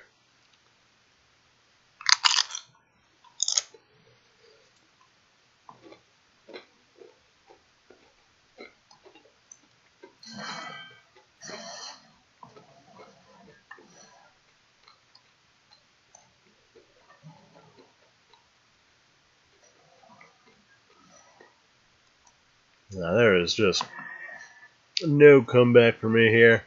I ought to just surrender now. Yeah, this one's over, unfortunately. Alright, so he had a truly exceptional hand that game, and I had a truly miserable hand the last game. We'll try one more time, see if we can get a little bit of a normal game out of it, and if it don't work, then we'll move on and just accept that the Zor deck is just not good. I did screw up early. I should have played double carrion right away, and then I would have had the rebirth cacao, and I could have been okay. So that one may have been entirely my fault.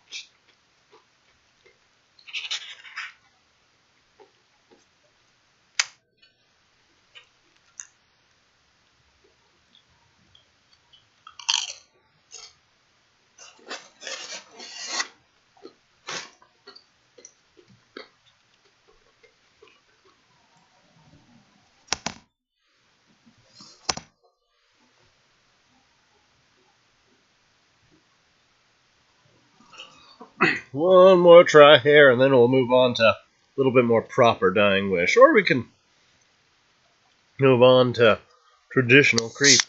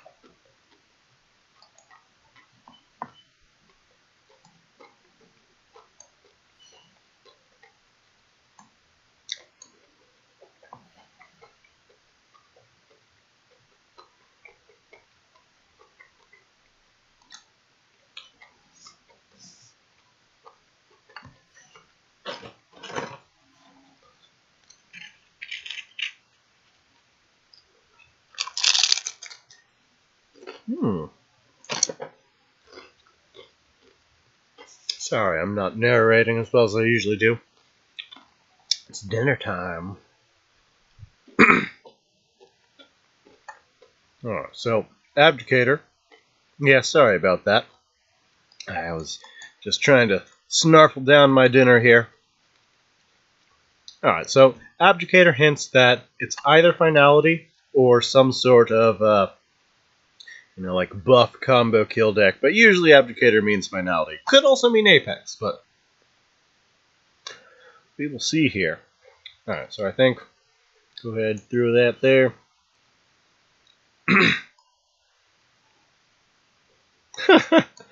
Oh, hey, thanks, Borean. Much appreciated. Oh, boy, I'm eating spinach dip and chips here. Alright, well, I think Lurking Fear.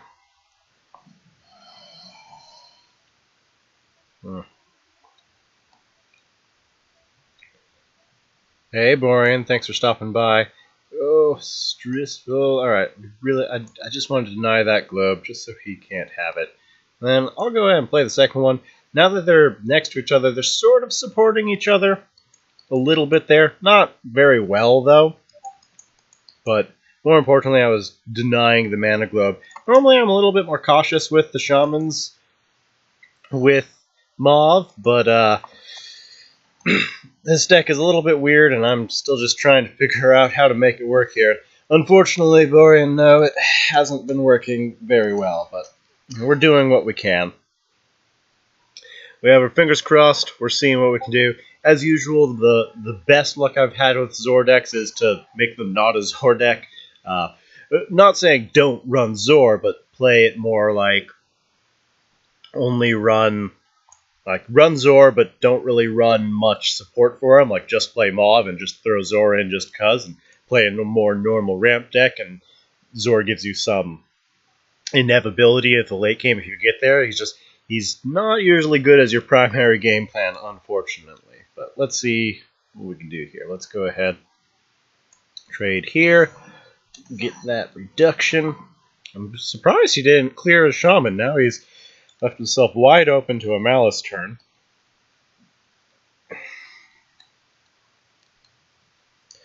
I guess throw that down. Come over here, trade there. I don't actually want this to get the buff, so let's just go ahead and set that up, and then that'll be a pretty hefty field there. Let's see, we can play around Macantor a little bit. Let's just limit his mobility and take a step back, because there's no benefit in us being close to him as Moth, as well as, Macantor. We don't have that perfect stair step, but, you can't hit everything with the Macantor, and that's what's most important here. Pretty happy with the rest of the hand, and we're just going to hang tight and slowly progress Zor, and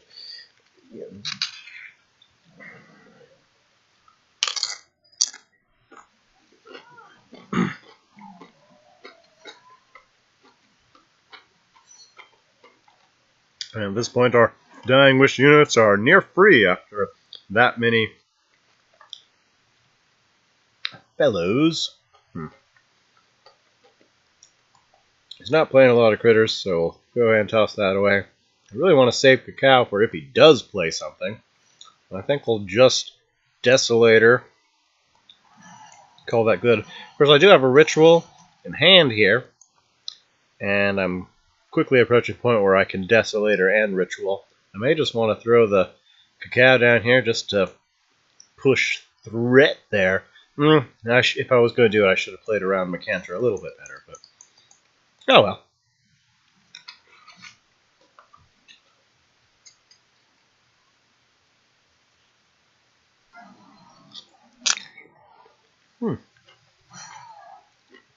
Spikes was a little... Oh, he's using it to get rid of my Desolator. Yeah, solid. We don't need this many ways to abuse things here. Alright, well, let's go ahead. Throw down Sarlacc. Go ahead and throw it there. Find out where the new one goes. Trade. You're stunned, aren't you?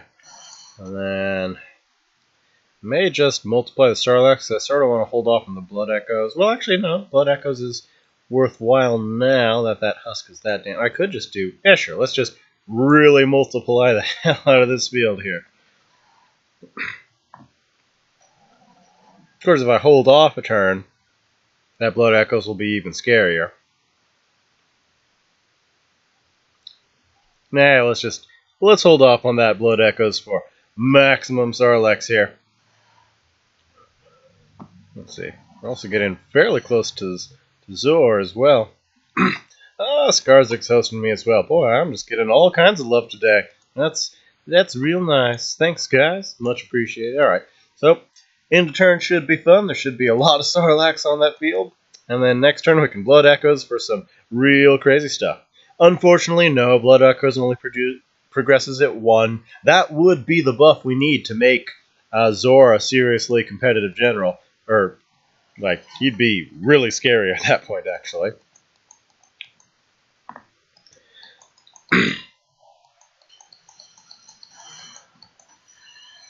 But, unfortunately, as usual, we're probably not making it to Zor here. But we'll see. It's always just surrendering on us. Yeah, I think I did still have lethal on board there. Well, but yes, that does tend to be how it goes, which is why you're typically better off not super focusing on Zor, because, he's mostly a late game win con. Trying to do him quickly is awkward, but now this deck doesn't just run Sacrifice just to run Sacrifice. It does run them because they're actually good. Like, this deck is, something I've always loved. I've never really been able to make it top-notch, but I've always wanted it to be. So I still have some hope. I want to keep playing it. But I've always liked Echoes and Consuming Rebirth, but they've never been great. But in theory, they're very good with... Well, obviously they progress Zor. They're nasty with Cacao. They're really good with Nasher, and they can really send your deck spiraling quickly with the Carrions as well. So, in theory, it's got... Now, the only real questionable card is Drain. However, especially now that it only costs 1 at this point, it's even better than it used to be. It is a pretty big burst heal, especially with the Sarlaccs and the Desolators, and it also gives us another cheap way to proc our other friends here. So in theory, this deck is a very fast Zor progression and has a strong backbone outside of it, as opposed to my usual more go-to mob deck, at least before. I mean, everything's changed now. Like, the meta's in chaos, and I don't know where anything stands, but, this was my sort of go-to mob deck, but unfortunately, just Abyss in general is just in a bad spot. I don't know if there's really a lot. Well, okay, I'd probably go back to Nasher over Thunderhorn, especially now that Thunderhorn's been nerfed. Few small updates I could do with it, but yeah, the usual way to do Zor is just sort of, if you're playing Mauve, there's little reason not to run him. It's just she naturally progresses it herself, and it's not focused on Zor. When Zor happens, great, but if he doesn't, that's fine. The deck's still just a ramp deck that if it goes super late game because you're facing something attrition, Zor will come out and help you win there. Whereas this one is just very, the cheap Dying Wish spam type deal. So, well, we got a win out of it, but not a Zor game. So let's grab one more. See if we can actually play Zor. And if we can't, then we'll move on. If we can't get Zor out once in 4 games, then we may as well just move on over to the Dying Wish variant that doesn't bother with Zor.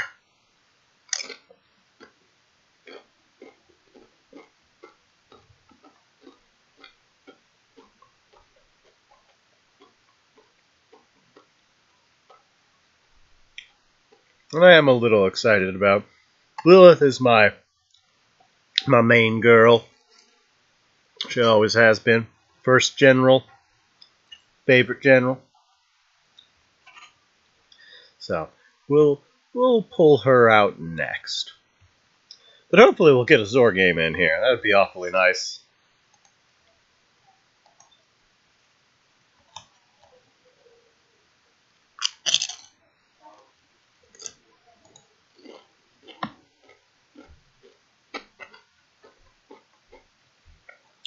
I'm surprised how long the queue times are. I mean, A, new patch, B, merged queues. I'm surprised we're getting up to a minute queue. But, oh well, it just must be the time of day. Alright, let's see here. Alright, so we're up against Brome, meaning we really want to dig for our AoE, so we really want to be looking for those Nashers. Shouldn't need the healing. This stuff is good with Cacao, although both is a little bit much. Still no opening play.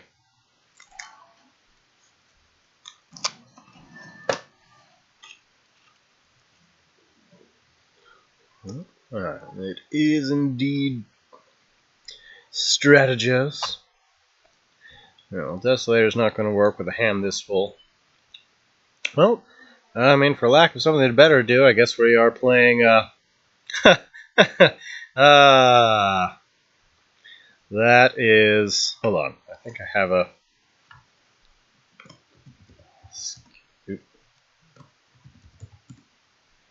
there you go. Sorry, I'll finish my turn and then I'll talk about it a little bit more.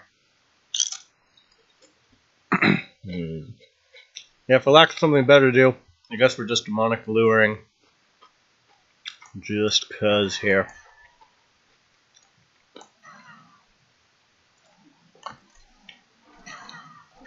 Alright, so, yeah, those are custom game mods because I think they're really cool. Compliments of Quasi-Quimby.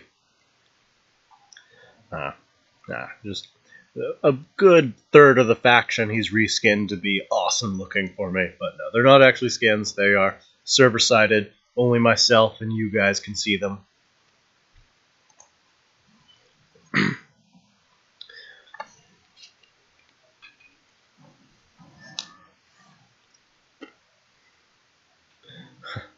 Yes, I recently tried setting up bots. I've done very limited work.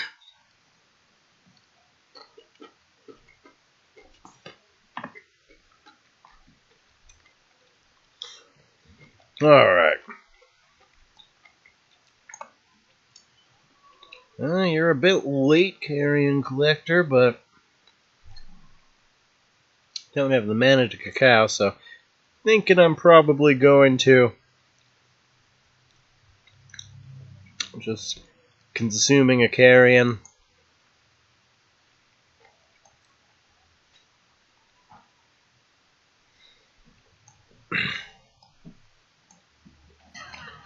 It's not great, but could be worse. And, it's not a bad move because it really does reduce the mana of the deck quite a bit, getting two procs there.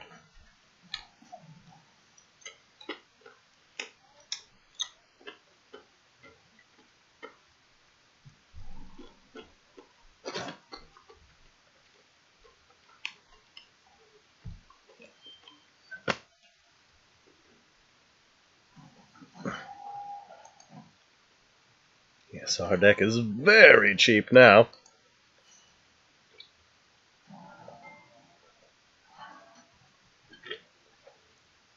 But without a Nasher showing up on time here, you could still be struggling.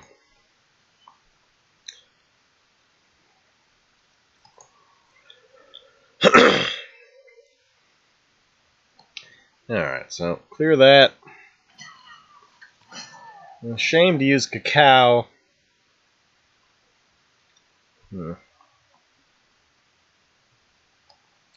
Guess we'll just... Feels like a waste, but I gotta deal with that puppy before it gets too out of control here. I'd really prefer to use a Consuming or a Rebirth with cacao rather than Ritual or Malice, but, we'll do so if we need to. But, Ritual or Rebirth or Consuming is actually pretty dang good with cacao.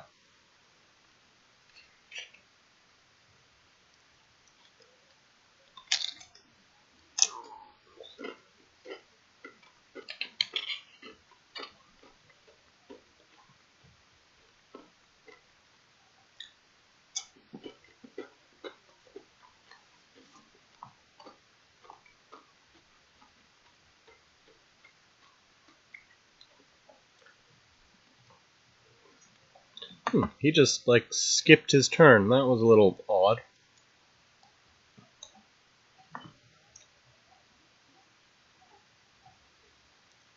Oh, well, that's a shame. We're actually gaining a little bit of traction there. Guess he just DC'd. Well, do we play one more to try and get a proper game? Or do we just move on? It's getting a little bit late. Let's move on. The deck has improved, but it's still just okay, unfortunately. However, this Lilith variant might actually be a top-tier deck.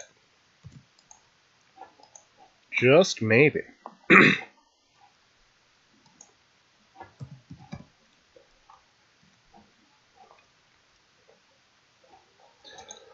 Let's give this an update. Alright, so we cut Inkling. Favor of Nakoma. Cut Grimes, because very briefly, Grimes was a very good card when Battle Pets left the pool. But now that they're back, Grimes is back to being just too much RNG. Alright, so then we're going to add in Lurking Fear. And what else? What else? Yes, Deoltis. Oh, I have to recraft my Deoltises. I may also, as much as it pains me, I may need to trade my Gibbets in for Dispel. Because I'm cutting EMPs. I don't want to be without Dispel. I'm just very nervous that wall decks are going to make a big resurgence now, and if you don't have walls and artifacts, especially because the EMP's been nerfed. But let's skip EMP, and we'll just skip Dispel altogether for the moment. And because, we put out the deck should put out a ton of value itself, too. So.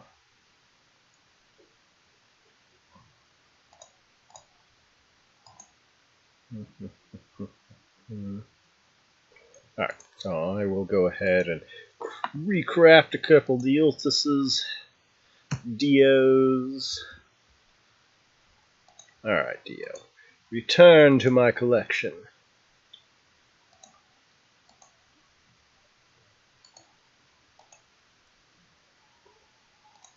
Alright. Alright, so EMP and a few other things out here. Yeah, things are looking very good, that's for sure. I'm still nervous about a lot of things they didn't nerf and not particularly happy about some of the things they did, but overall, I'm really happy with the direction of the game. It's a much better deal. ET, Eternal Dying Wish. Alright, so that's the updated Dying Wish list. Just strong. Oh, I missed a quest there. Yeah, I'm surprised about how long the queues are. Like, with unranked gone, with the queues merged, and such a major patch, I was expecting, like, really instant queues today, but, oh well. I guess everybody's watching streams rather than experimenting themselves. Alright, so... Oh, there we go. That's the queue times I was expecting. Hey, it's TM. That should be a tough match. Alright, so, of course, immediately after we cut EMP from the deck, we're coming up against...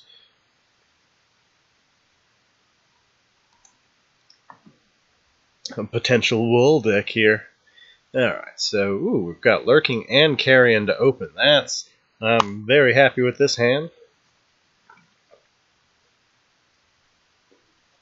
Probably should have replaced the Herald, since I'm really going to need to dig out Nakomas with this much.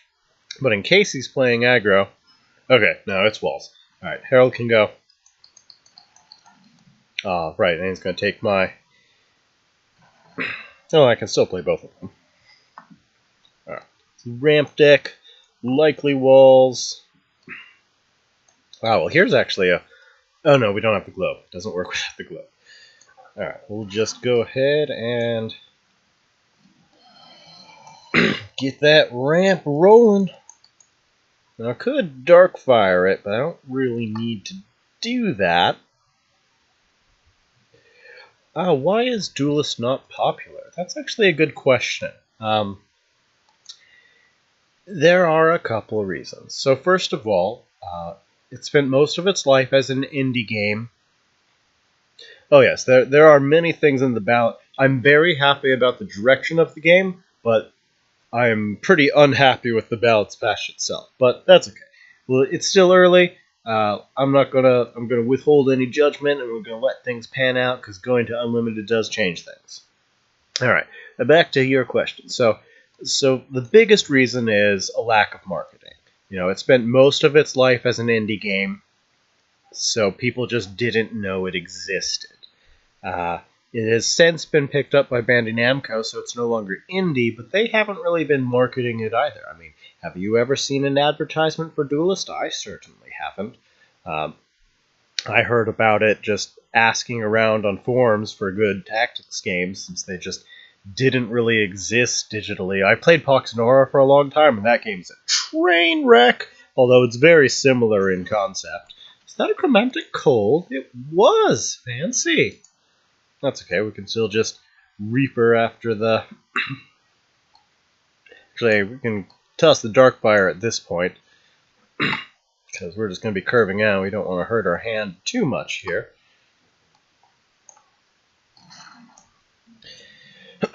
So indie game with a lack of marketing, so that's a big thing. The other big thing is a lack of mobile for a game that really ought to be mobile. Also definitely hurts its player base. And then the next biggest reason is as good of a game as Duelist is, well, okay, first let me explain why Hearthstone was so popular. Hearthstone was very easy to play.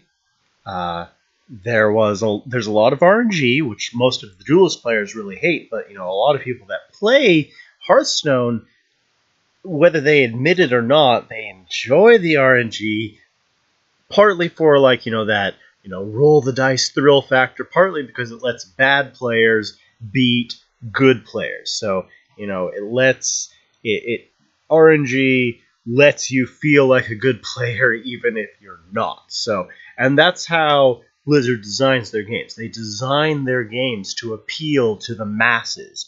They're designed to be addictive and to hook you in. There's a reason why gambling addictions are a thing.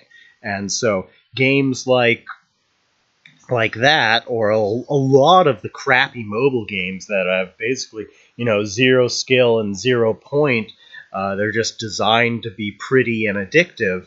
That draws in the masses. Duelist is a very niche game that's very difficult to learn the finer points of. There's a massive skill cap, so it's really hard for a casual player to pick up, even though it is very free to play friendly. As a casual player, it's just there's a lot to learn, and it's all on you. Unlike games like Hearthstone and that kind of stuff, the main thing about Duelist is when you're losing, it's usually your fault, and that's really hard for a lot of people. So it's a very niche game targeting a small market, and only the casual player doesn't see it because of the marketing. The casual player can't get into it because of its difficulty level. But the difficulty level and the lack of RNG, these are also the things that make the game great too. But they're also the reason it's unpopular, because it's not a game that can appeal to the masses, because it's only easy to pick up for a very small niche group of people, and it's also just not a particularly popular genre in general. So it's just, there's a lot of little factors, a combination of a lack of mobile, a lack of marketing, high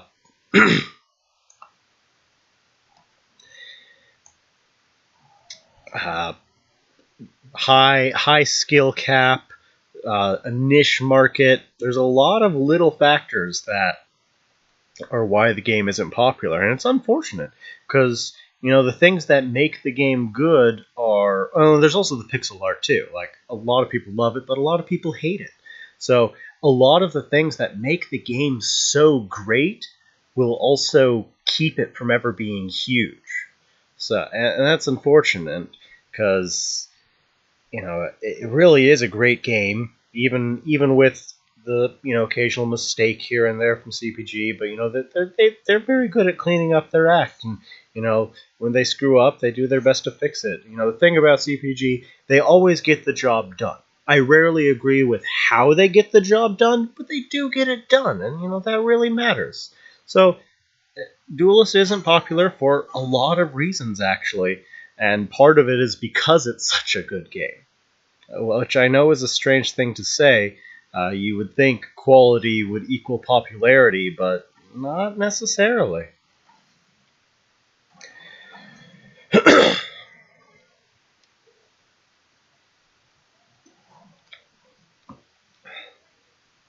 Kron. Fancy.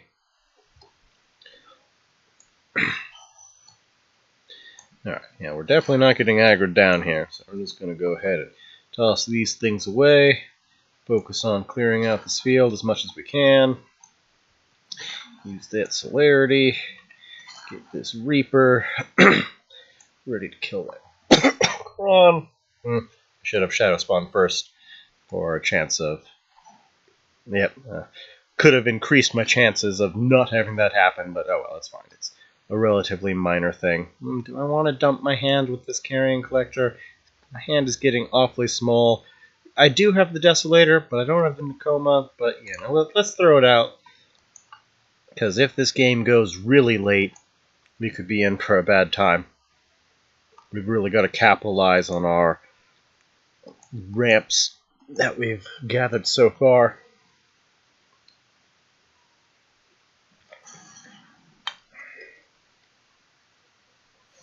Now, if the game gets mobile, if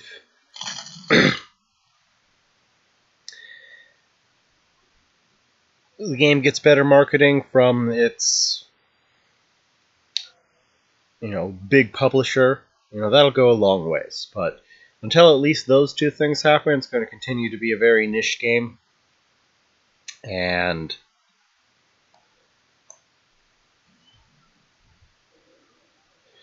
I do believe so. Not 100% sure, but I do believe. All right, so we know almost certainly the Winter's Wake is coming here. So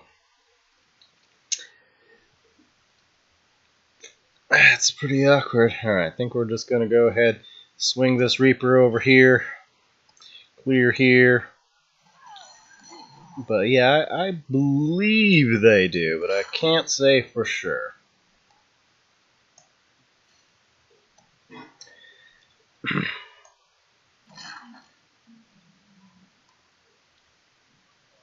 Alright, we're going to do our best here to avoid just getting horribly gimped by the inevitable Winter's Wake, of course, immediately after we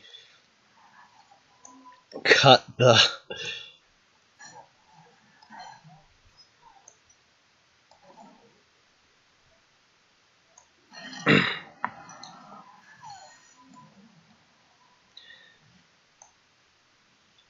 cut EMP from the deck, and of course, just like EMP may need to put EMP back into the deck, because I am very concerned that, Winter's Wake wall decks are going to get big again.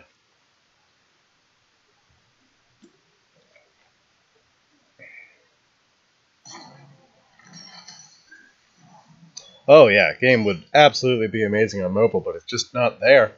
I've been playing Hero Academy 2 on mobile lately, just because I haven't been able to be at my computer much, so it just is what it is. No, he may not have a Winter's Wake. He's doing his best just to clear my field here. Ooh, that Frostburn's gonna hurt.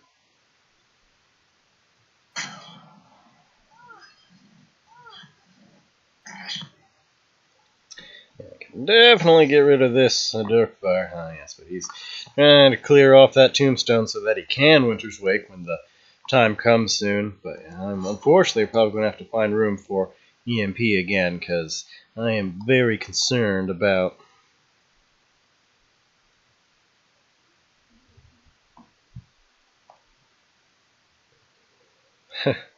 Well, I mean, Duelist is actually pretty fast for the most part. Like, pretty quick.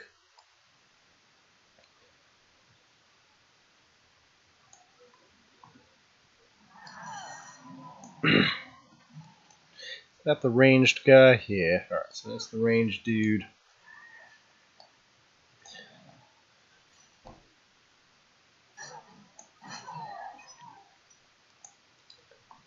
Let's replace a viable archetype now with Crusader. No, Crusader's unfortunately just not a good card. Although we did win a game with Crusader at the beginning of this stream, so that's something neat. Yes, we did indeed win a game with Crusader, but no, unfortunately, Crusader's just not a great card.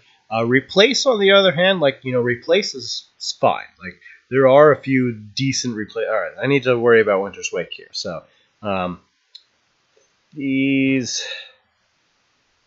Alright, 2 of them can reach me, which is not... I mean, if he Winter's Wakes, this is probably over regardless.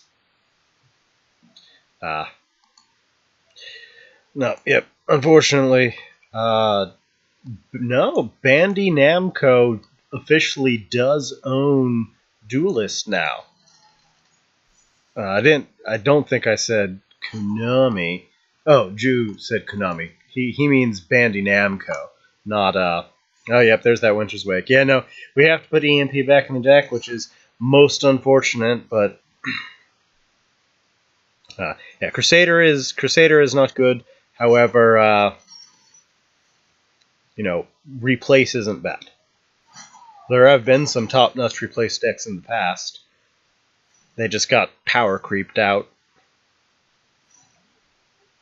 Now, unfortunately, at Winter's Wake, we just can't deal with. We need to find room for EMP or Bender. Probably EMP, because what am I going to do here? Yep.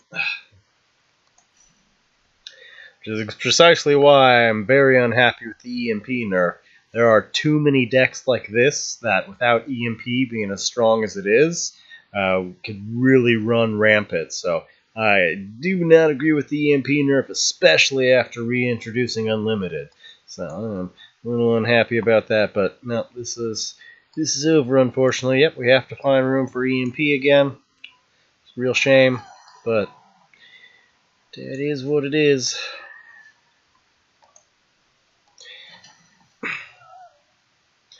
Oh, Kron is much better. The difference between 4 and 5 health is huge. There are a lot of things that kill stuff, kill a 4-4. 4-5 is a lot harder to kill.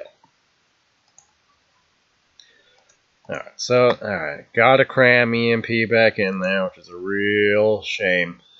Crusader is not worth crafting, unfortunately. Theobal, if you want to make a replace deck, Theobal can be good.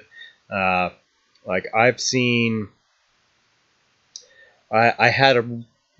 Back when Azure Summoning still costed 0... oh no, EMP is definitely broken.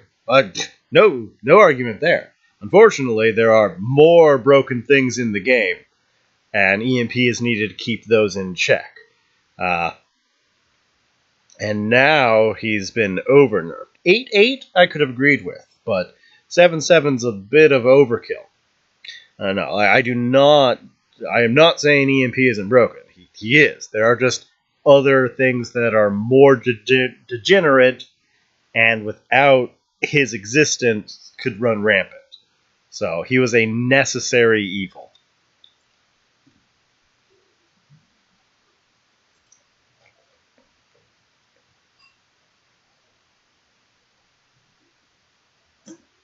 So, where to cram EMP back in this deck? But he really does. Like, his utility isn't great. There are a lot of decks that you just don't want to play him in because his linear drawback is just too much. And outside of those very specific matchups, like artifacts, walls, and the like, his effect isn't usually good enough to warrant it without the big body.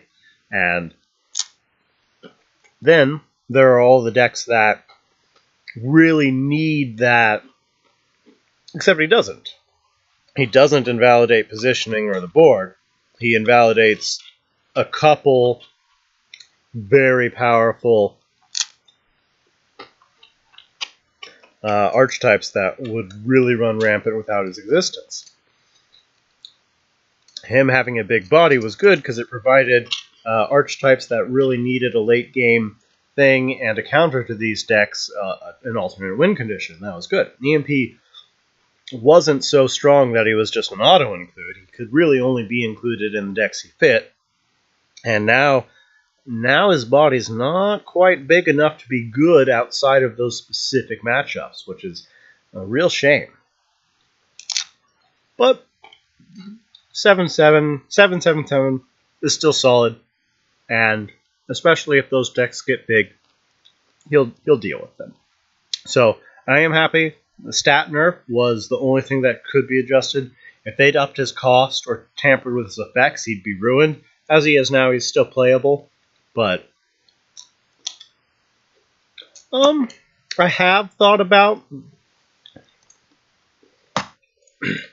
what's his face, Ironclad, but I tried him once or twice, and he's just not great because when you're running Dispel, you really want it to work.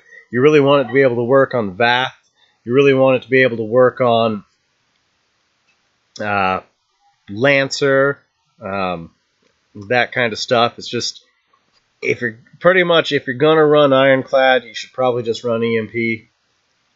But I don't know. Now that we do have Lurking Fear and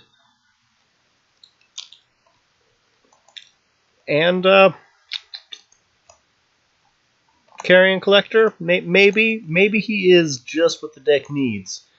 However, I don't see it working for Lilith, unfortunately, because no reliable way to proc him. Although the mob deck,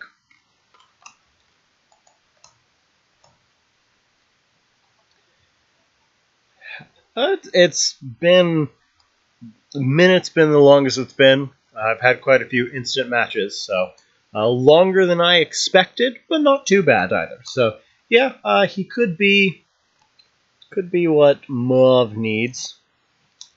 Of course, I'm still working on the Mauve deck. Fortunately, he's not going to fit in Lilith, and I do have to cram EMP in here somewhere, which is really frustrating now that he's been so heavily nerfed, because if I don't run him, I'm just going to lose to those Winter's Wake style decks. But if I do run him, now that he's only a 7/7, he's not going to pull his weight like he usually does. But, you know, he's still very solid. But where on earth can I fit you?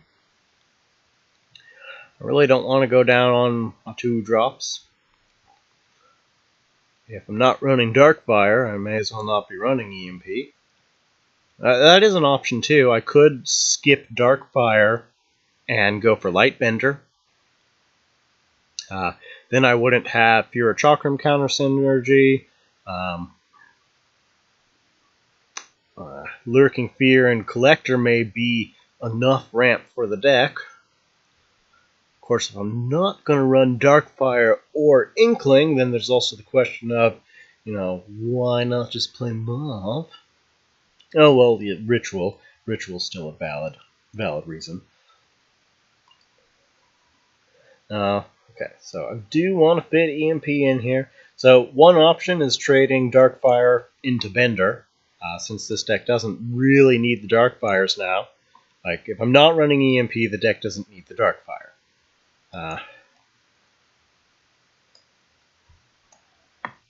But I'm not getting rid of my Lurking Fear stuff. I certainly don't have room for Nether Summoning in the deck. Nether Summoning, Nether's a neat card. I love my Reanimation style Abyssian, but that's not quite where I want. This is not quite the deck I want for that.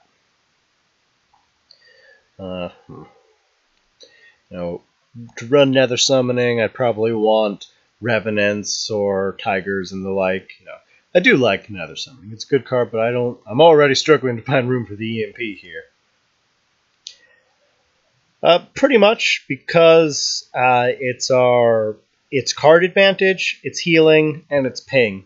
Just the full package of what it does is, even now that they've nerfed it down to a 2/1, it's still just one of the only things that really holds Abyss together. Like, it can act as a win condition in a pinch. It can help you break artifacts. Healing's always good. It just does too much not to have, and it's even better in Dying Wish. But no, yeah, like in aggro, it really does just go everywhere. And the small nerf to its body definitely hurts, but I don't think hurts it enough to where it's not an auto include anymore. Alright, where can we cram this EMP? So, technically we could cut back on the 2 drops. Like, I could skip Gibbet, although it would definitely make me sad. But then we still have our minimum of 9.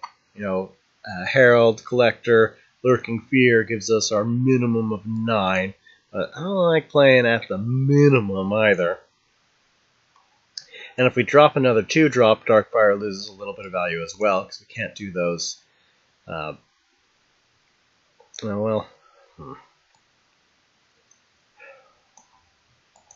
if you're gonna play Abyss, Desolator's just a must-have. It's pretty much our only just must-have card anymore. And that's why I'm so sad that they nerfed it. Luckily, it was a small nerf. Well, we gotta cram EMP in here somewhere.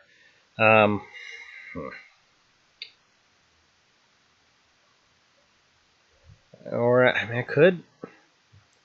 This is not an easy task.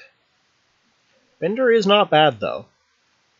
Although Bender doesn't deal with the Ice Age problem either, unfortunately.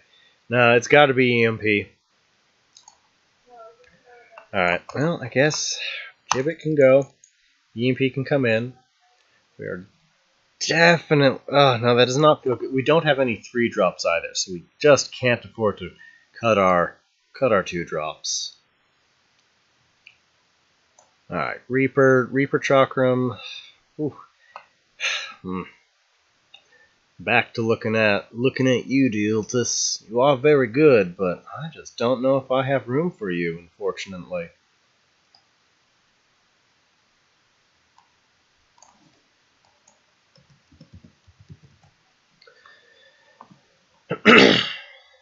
I mean, could Bender cut it? I mean, no, Bender just won't cut it versus Ice Age. Bender could work against Imbala, could work against Luminous, but it's just not going to cut it versus Ice Age, and I'm also still nervous about artifacts.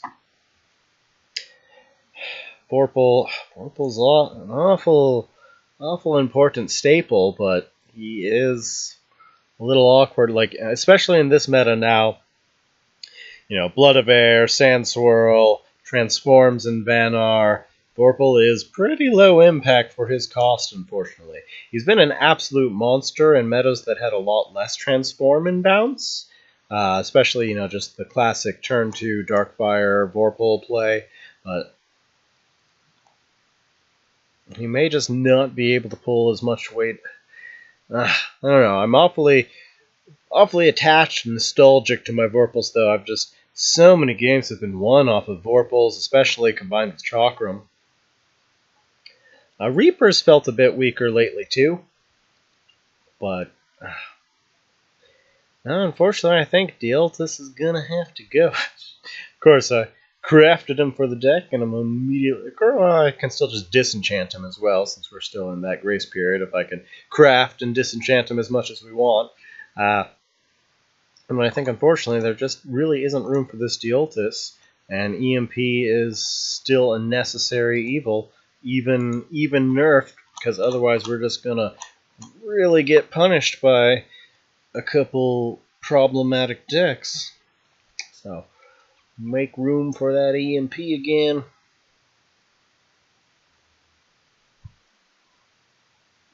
Oh, EMP is not what I'm looking at. Made room for our 2-drop again, since we could not afford to cut it, and I like my Gibbets. Gibbets are so good. So good. Such a nice little 2-drop. Alright, so there we are. Alright.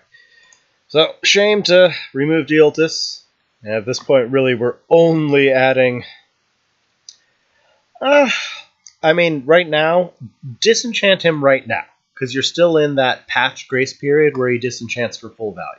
So disenchant him now. If you want him, you can recraft him later. Like, he disenchants for full value. So definitely disenchant them right now. As for other decks, I mean, he's still good in Bond. He's still good in Tempo. He's good for Lionar. And he might be good for Dying Wish. But I'm not sure yet. But definitely disenchant them for now. Craft them if you want them later. And it's definitely a shame to remove the Dealtis. I mean, Vorpal's... Pretty much everything else is mandatory. I mean, Gibbet's not none of them are... Either of those aren't technically mandatory, but they can't be swapped for anything other than a 2-drop. So we return to... These are really the only flex slots for Dealtis.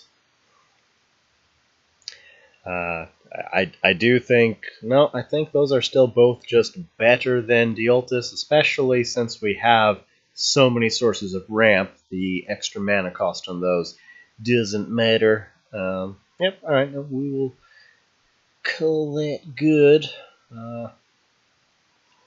Alright, so Dealtus out. I'm not going to disenchant him because I'm not that worried about Spirit right now.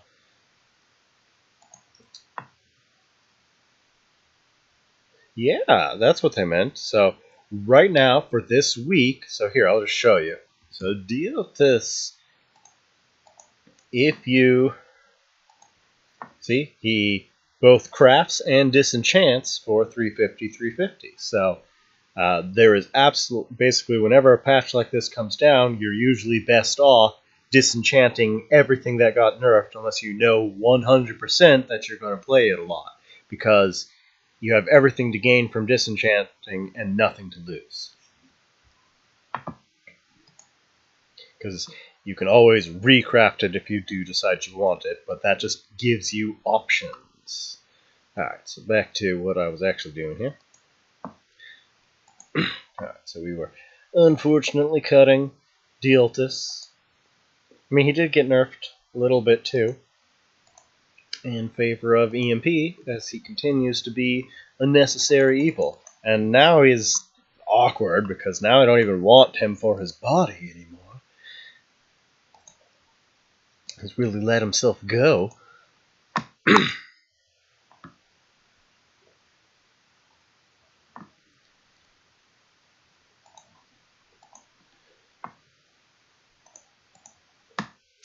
Alright, so that's where we're at. So, let's see. Hold on, let me go look at my current version of it.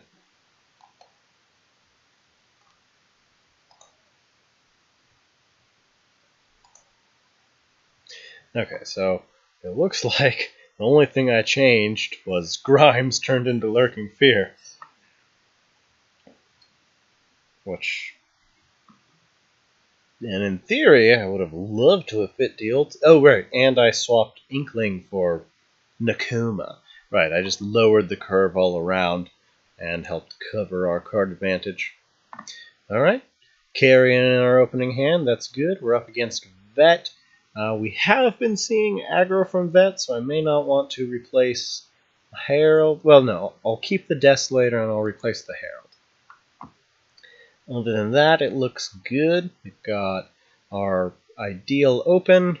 We've got card advantage and healing. We have Big Man.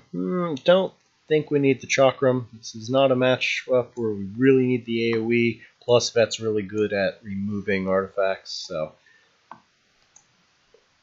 we'll just hang tight with what we got. Ooh, alright, looks like we'll do that turn 2 Vorpal, which is often works against Vet, because if you can get Vorpal down before 5 mana, then you're actually in pretty cool position.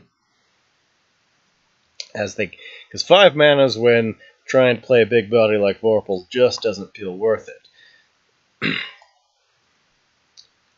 Alright, so let's go ahead, pop you. Actually, I don't even need to take that globe. I can, but I don't know if there's much benefit in me doing so. I may want to save that globe.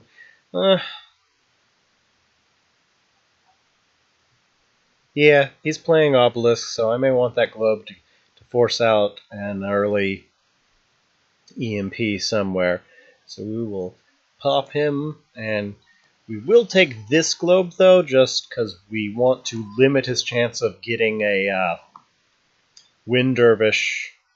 Well, I suppose a Wind Dervish that can reach this globe could reach this globe, so I guess I should have left that either way, but I didn't want to give him access to 2 globes either.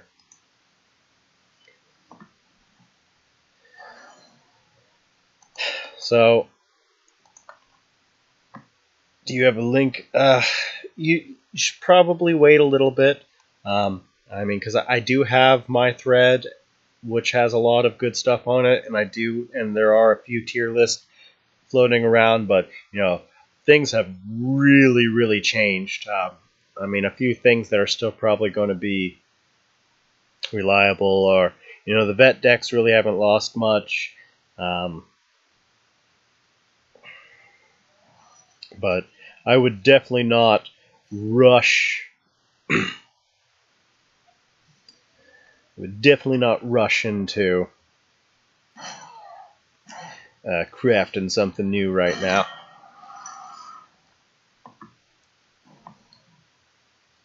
Alright, so let's see here. Let's, oh, I didn't have a way to take the middle tile, unfortunately. Alright, don't need that many of those. And we've... Alright, can I...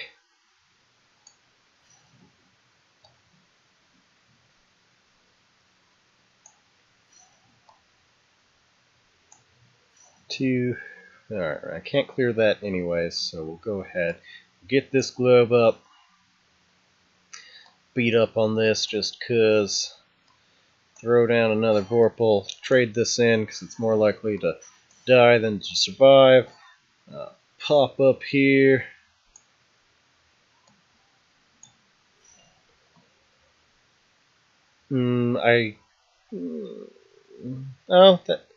If I'd put Vorpal on the middle tile, then he would have had the bottom tile. Blob, he had...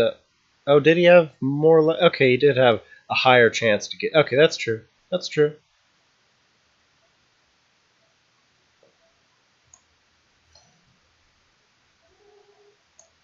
There was a higher chance for him to be able to get the middle tile rather than the bottom tile.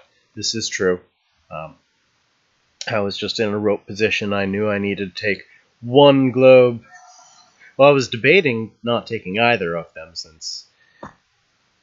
well, no, hold on. Is there... yeah, you're right. Okay. Yeah, this spot here. Yeah, absolutely. Yeah, you're absolutely right, Blob. I should have taken the middle tile rather than the bottom tile.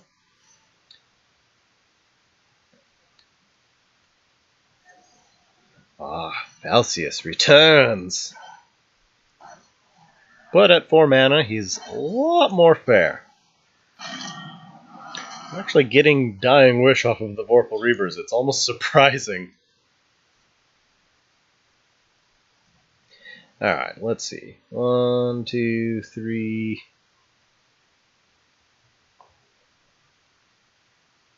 well, I know I want to start working on that.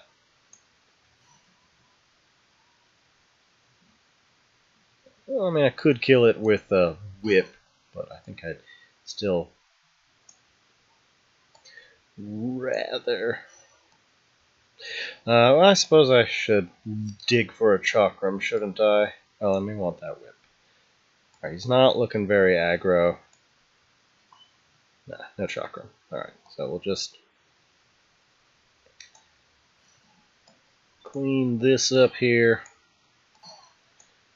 Play around Star's Fury a little bit here. I'm going to waste most of our Wraiths. Just because we don't want them to get AoE'd one way or another. And may as well trade them in.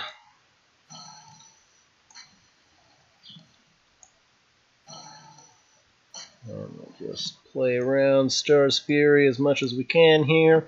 And force him to, pretty much, either play Blood of Air, Sand Swirl, or lose here.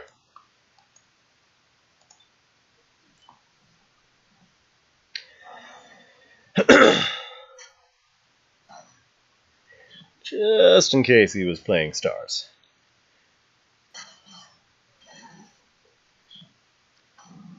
Fault? Odd choice. Is that... oh, Fault Ray! Almost forgot. That was like one of my staples. But we can push a lot of damage with that Vorpal.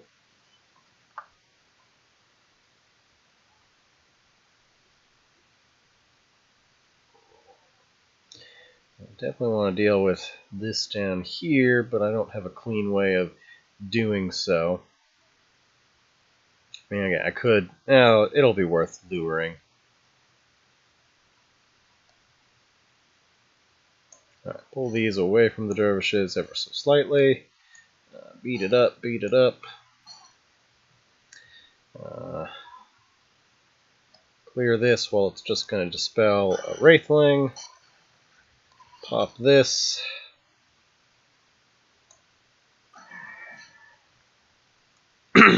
Here to finish it.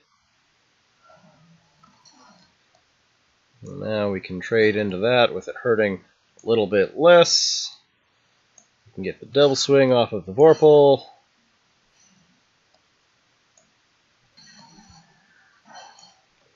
Still no Chakrams. Could have won the game by now if we had find one. Alright, go ahead. Shadow Spawn and limit his mobility.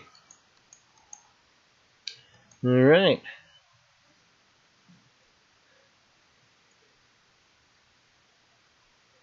Now, Blood of Air, Sand Swirl's not really worth it. But if I get that Dying Wish up again, I'm in pretty good shape. It's only a matter of time before these Chakrams show up. Of course, time is not on my side now that Fult's here.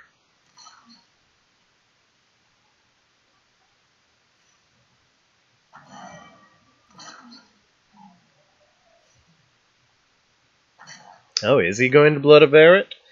Well, at least that's pretty much his whole turn. If I'm really lucky, he won't have a 2-drop to proc these tiles here. That would be awfully nice. If he misses a Fult turn, we'll be in pretty good shape. Okay, now he's got something. Alright. Alright, well, Gibbet's not doing anything. At this point, we need to be looking for Chakrams or...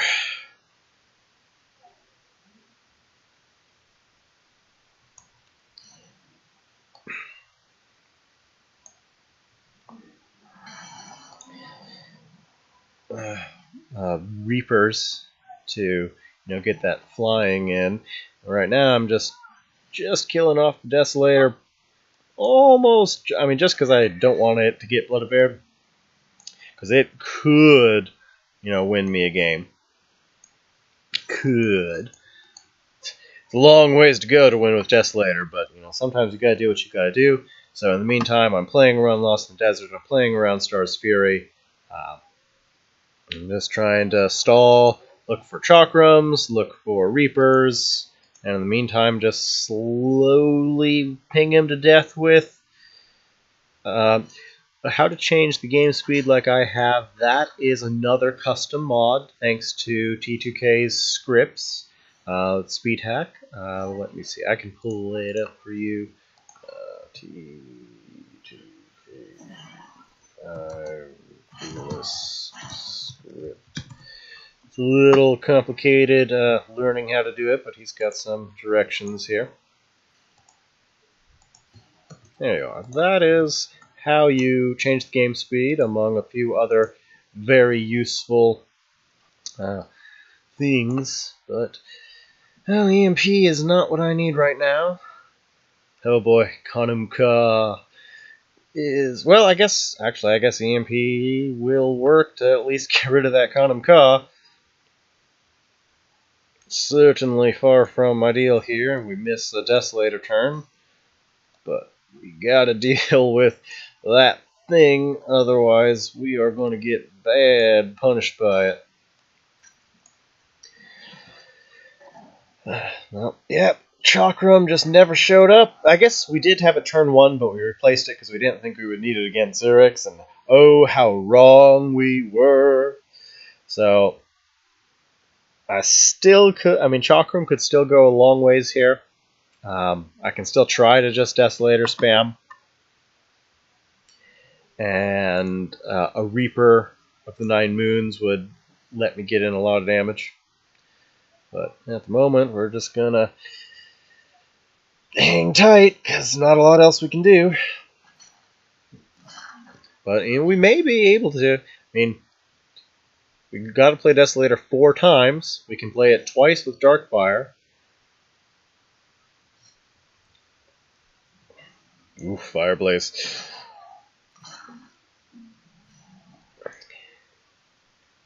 Now, so I have the option of just trying to win with Desolator now, or alternatively try to replace for something a little better, but I may not be able to find something better. I may just need to stick with the Desolator plan here. I can probably hold off just a little bit longer.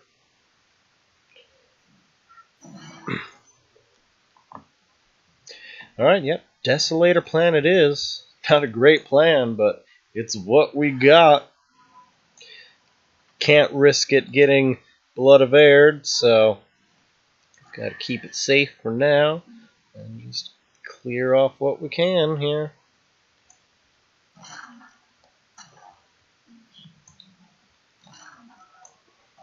Just try to survive this onslaught. We're not far off from actually killing him. Okay, Lurking Fear is an easy replace. We may be able to just Desolator spam to victory here.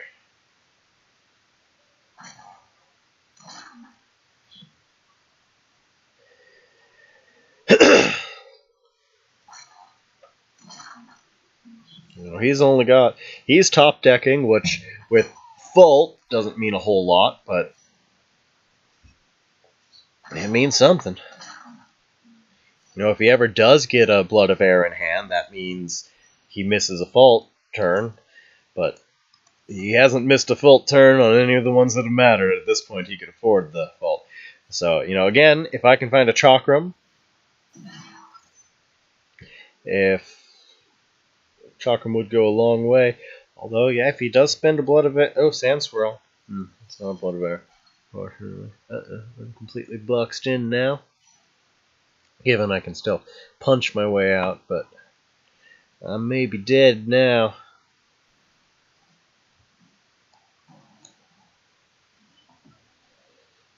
Alright, well, we'll do what we can.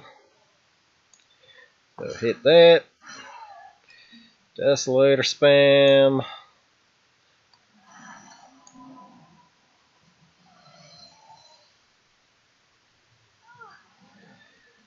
We may also just end up trapped. Okay, I think I need to play the...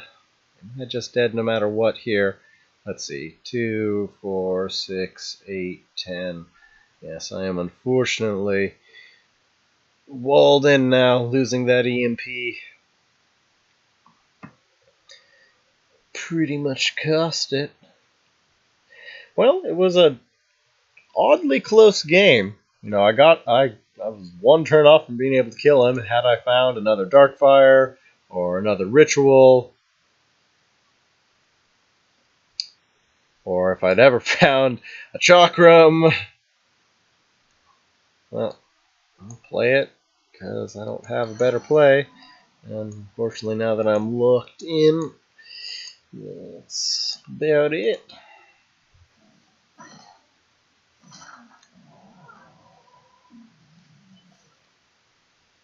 And now that is just too much damage. But it was a very close game, all things considered there. He just, he got that beautiful Ray Fault. I just never found the Chakrams that I needed.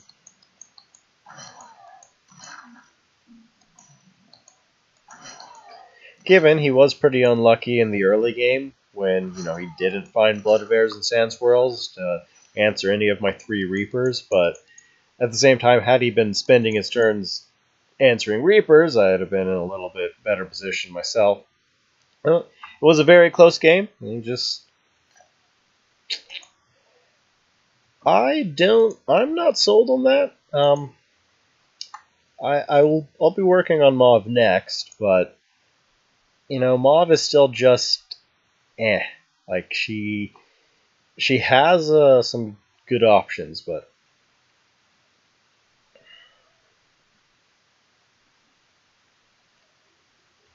the thing about Lilith is Lilith does a lot better with Darkfire and Chakram than Mauve does, both of which are really good for, well, just in general. Like, they're just really good cards in general. And especially with Eternal back in the mix here, EMP is more needed than ever now that decks like Obelisks and Walls are back at the height of their power. So we really can't afford to cut him, which is something I would often skip in Dying Wish here. I was working on your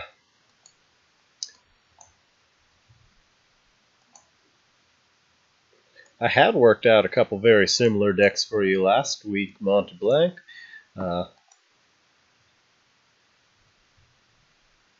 As for what to do with the latest expansion, whew, I'm still figuring it out as much as anyone else, but you're welcome to post it, and I'll see what I can do.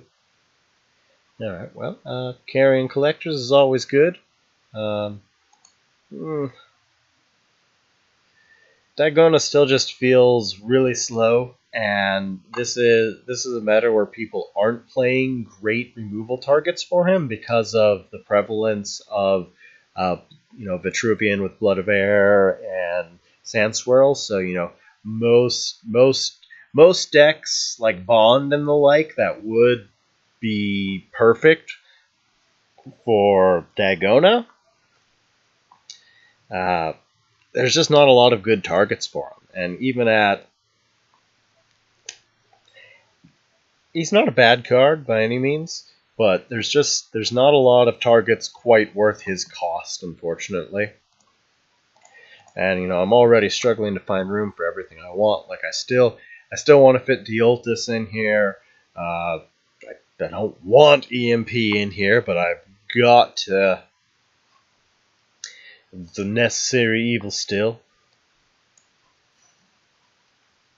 Oh, curious, it's not.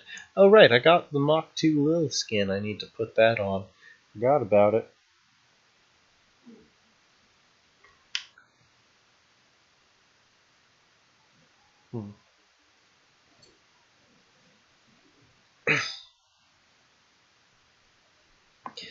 Curious, though. It's a non-trial Sage. Fancy. I think I'm happy with my hand. We'll be double carrying Collector, which will really reduce our deck's costs, so we're going to need our draw power there. Oh, good, we've got EMP. Important for this matchup. I might have even saved the progress I'd made on your deck. Oh no, I may not have saved it.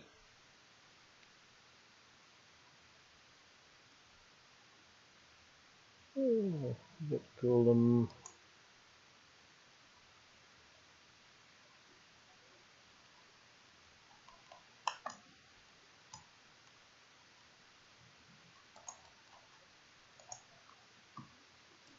Alright, so it's Golem Sage. Given, classic Sage does certainly still have some potential. Alright, let's see here. This is all looking pretty good still. I think we'll go ahead and... Actually, we can't trade the Carrying Collector in. That would be ideal.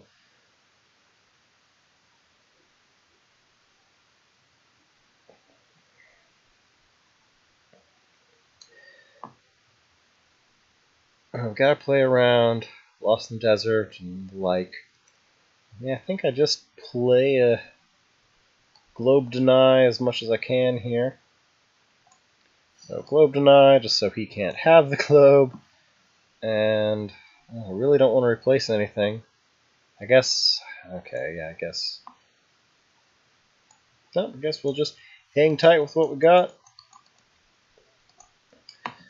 Work towards those... Oh, we were just talking about Ironclad, but unfortunately,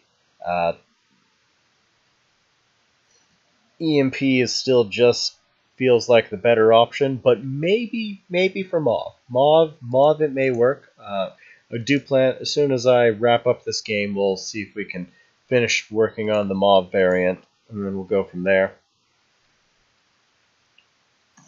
Oh, it's like full golem. Really old school, like dedicated golems, which is cool. I like dedicated golems.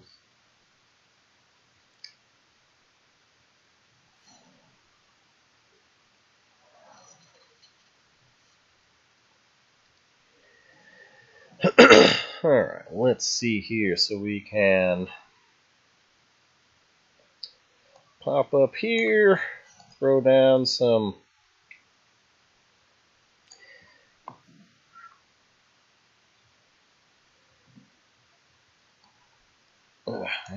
eat a lot of damage from that Boulder Breacher, but that's okay.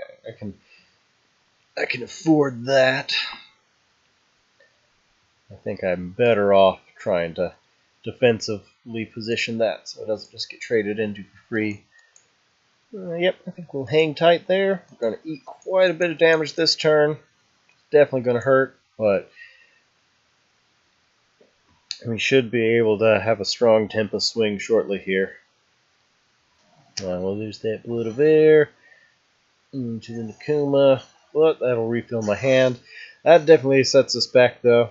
And that's precisely why stuff like Diagona and the like don't see a lot of play anymore.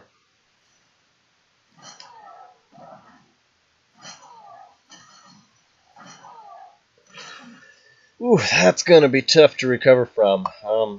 It is Saj, so I still don't want to replace that EMP, but it's not looking practical at the moment.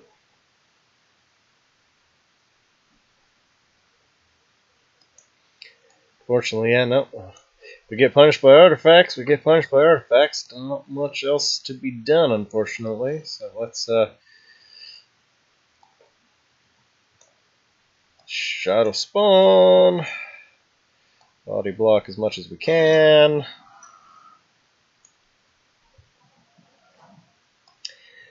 Go ahead and just Darkfire out. I mean, it's not bad. It's certainly an option. Let's try to get a little health back and pray he doesn't have another Blood of Air or Sand Swirl, because if he does, we could be in for some trouble here.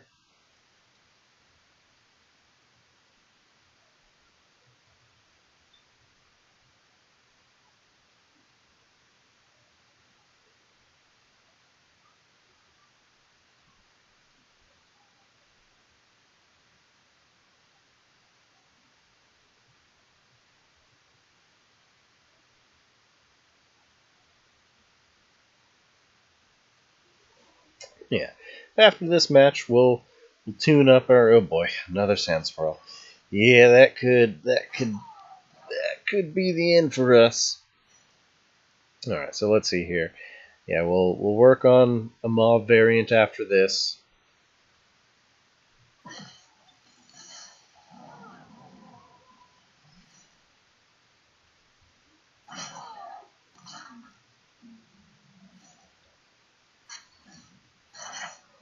As unfortunately,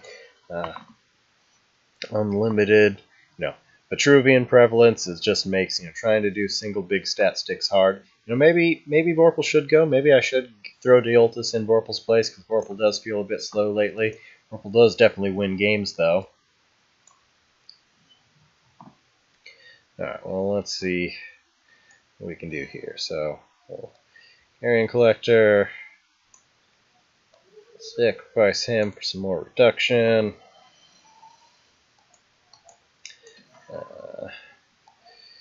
Throw that Vorpal out. Throw out the Desolator. Shadow Spawn, and pray that that's enough. Probably not, though. Not against Vitruvian. So, yeah, I think, it's a shame, because Vorpal really does win games, but he's just a little bit too slow, even with that double ramp, and that is my concern with Diagona, too. Like, I'm already even cutting out, classics like Vorpal to try and, match the speed of the game as well as, be able to put down enough bodies to survive the endless Blood of Airs and Sand Swirls.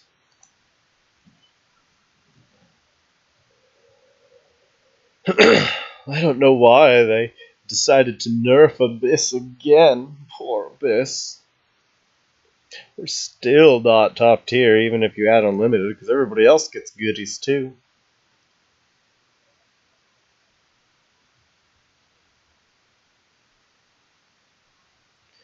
Now given, Diagona is cool because he makes Dispel and transforms and bounces awkward, but so that is a pro. There just aren't a lot of good targets for him, unfortunately.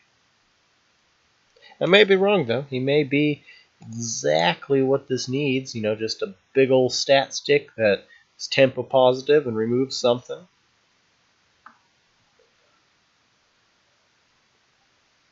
Like maybe instead of Deoltis, Dagona. That is an option. I mean, maybe I'll give it a shot. Uh-oh, am I just dead? Oh, okay, onk. Alright. It's gonna hurt. Of course, I had to replace my EMP early on there. Yeah, you may be right, Droxane. Maybe, Bellum Scry I do not think there's room for. But, Dagona, there could be. You know, Nico and Desolator is really all the more card advantage you need. Alright, too many rituals. Although, alright, I actually do like the thought of Dagona maybe for the mob variant, since she can't really run Ritual Banishing effectively anyways, so that is another thought here. Alright, so let's go ahead and so we've got to clear that.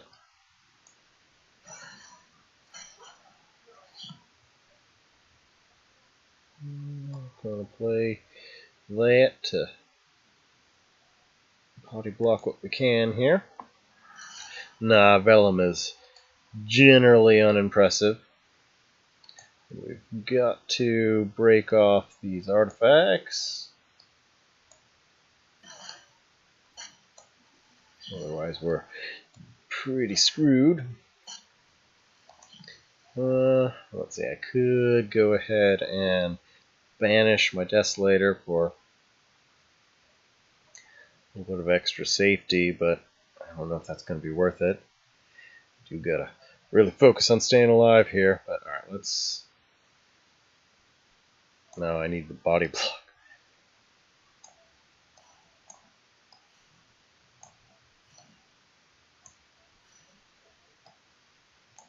Well, I can preserve a little bit of health there and not waste too much mana. Alright, tiny bit of health. Oh, well, The Wraithling did not attack despite that I told it to.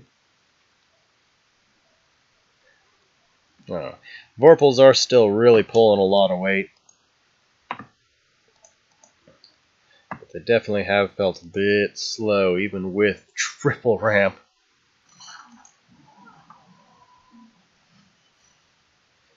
And the Ultis is just not quite the same quality. Oh! Death by Hexblades! Fancy!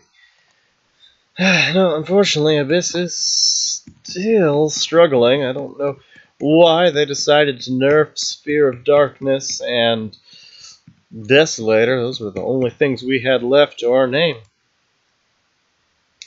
Well, no, unfortunately, yeah, Vitruvian makes trying to play a deck like this really awkward. Still have to cram in the EMPs to have a chance against artifacts and walls and the like. Given we may be able to fit Dagona and Ironclad, GG, into the mob variant, which we'll work on in a moment here. I'm just hemming and hawing. And Deoltis is just not of the same quality as Vorpal. That is unfortunately the drawback here, is that we can make the deck very good, but it's going to have some holes because it's just pretty vulnerable to Vitruvian, and it just doesn't quite have the AoE to deal with Swarm. Although, I mean, Chakram does go a long way. Nope, unfortunately, even with Lurking Fear back in, that's just not quite cutting it. But there's still hope for the mob variant. The mob variant was definitely going to look a bit different. Alright, so last we left off, we were hemming and hawing on Fear Chakram.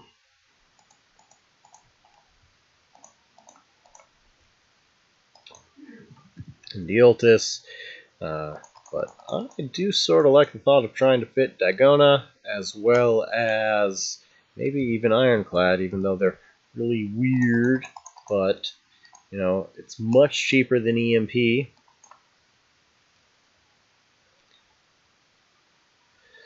Not at all.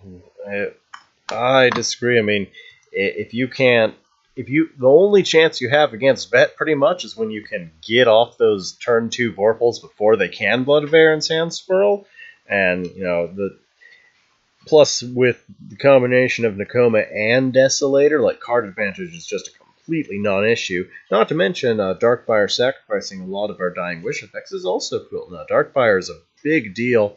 And it makes EMP even viable. At 7 mana, EMP is just not viable. Darkfire is a huge deal, and it's one of the few reasons that deck works at all. Alright, so Ironclad is an awkward alternative to EMP, which, since we can't fit Darkfire, makes sense.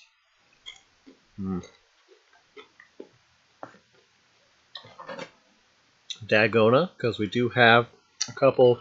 We don't have a reliable removal. And we do have a couple ways to ramp it up, and it is a pretty cool card. Let's see. Alright, deck's got Dispel. It's got some AoE with Nasher. It's got plenty of healing. It's got both its ramp sources. It's got pseudo removal with Dagona and Whip. Things the deck still needs. I would very much still like to fit Deoltis and Chakram in here, but I don't know if that's going to be doable.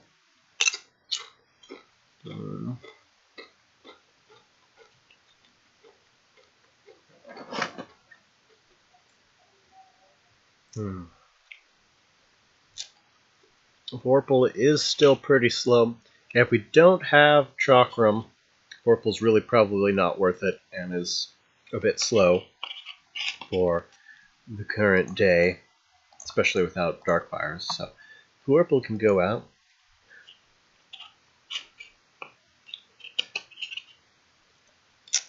Of course, I'm gonna take out Vorpal and want to put Chakram in, and then I'm gonna want Vorpal back because Chakram's back.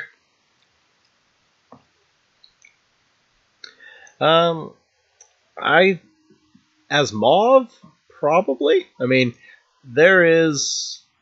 Mauve in particular really suffers from her own health damage, as well as I really hate losing to burn decks. And now that we're back on Unlimited, burn is a really big concern again because they've gotten all their old rude tools back that made them scary before. So I really just don't want to lose to burn and aggro. Plus Mauve really needs her healing, but yeah, maybe Healing Mystic could go, possibly, but I don't really want to. Yeah, that is an option. I am just very concerned. We can probably hold our own against aggro just by being a tempo deck. I don't see us being fast enough. Maybe. Alright, so yeah, okay, so Deoltis, yeah, then the provoke from Deoltis will also help against aggro. So Deoltis and Chakram are both in now. So that's a lot there. So, alright, it's coming along. It's coming along. So we have Chakram and Nasher now, so we're very well covered on AoE. We're very well covered on card advantage between a medium curve, Nakoma, Desolator. We've got that very nice mid game. We've got our we've got 12 opening plays. Given you don't really want to open with an Azure, because Azure wins games for you when you get his effect off properly, but he can still open just fine.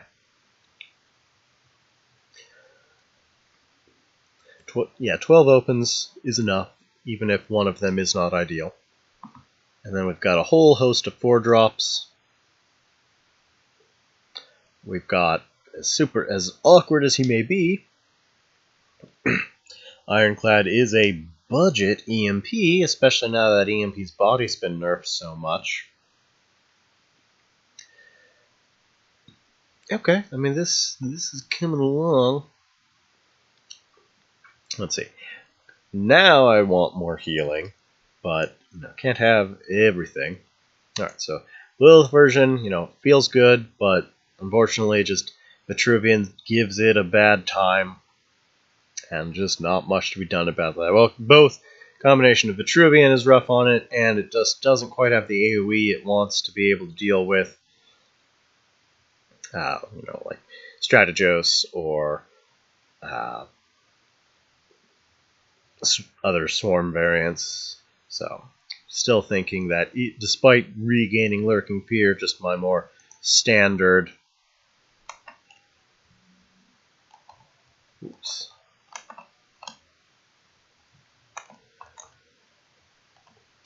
A more standard bottomless Lilith, she's got the, it's just a better deck, unfortunately. I'd high hopes for Dying Wish Lilith with Lurking Fear, but it's a very good deck, but unfortunately, Strategos and Vitruvian are just really tough on it. Now, the Mob variant, maybe the Mob variant does actually have enough AoE to deal with Strategos. It doesn't have the awkwardness of EMP, thanks to, well, Ironclad's pretty awkward as well, but he is definitely faster, and that could be important. Not to mention, his body isn't, no, it's pretty bad. He has a pretty unimpressive card all around, unfortunately, but, maybe, because he's still going to be a 6-mana play at the very least. Well, barring... Oh, right, but that's the whole point of Carrying Collector and Lurking Fear, right, so he's considerably cheaper than EMP, thanks to how the deck works. Let's see, so we have a heal, we have 2 sources of healing, plus a provoke, so we're okay versus aggro, although burn is definitely a big concern without another source of healing, especially because of Mauve's drawback Bloodborne spell. But we've got Dispel, we have some healing, we've got plenty of AoE, we have a pseudo hard removal with Dagona, which Mauve usually lacks. Well, let's just take a gander through Mithron, see if there's anything sort of new that I'm forgetting about here. Alright, so...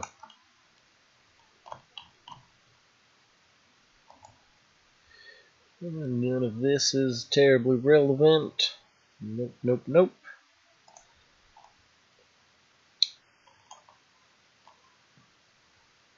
Okay, yeah, nothing... Oh, well, Cell Souls was something I'd also experimented with for sort of a more tempo-y Mauve list, just because he is Dying Wish, although awkward Dying Wish, that's for certain. But that's a different list altogether. I think that's pretty good. Ironclad is still in question, but Bender just doesn't cut it versus Ice Age. It's got to be either Ironclad or EMP. But what I am concerned about is without EMP, artifacts are a big concern, as well as Vath and Lancer, and Ironclad just doesn't cover those. But without Darkfire, EMP is going to be a bit slow. So I think we'll try it as is. We're definitely afraid of artifacts.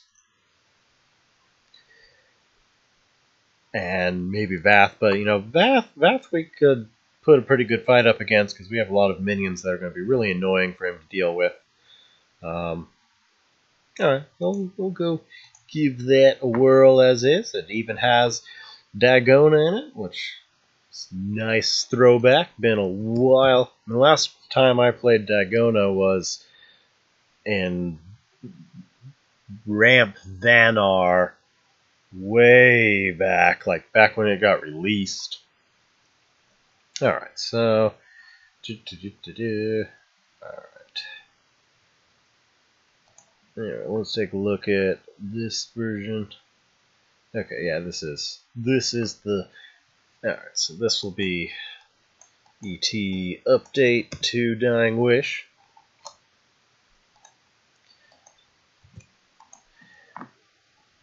Okay, I'll have to recraft my Diagonas, which I am not sure is a good investment, but we're going to do it anyways, because I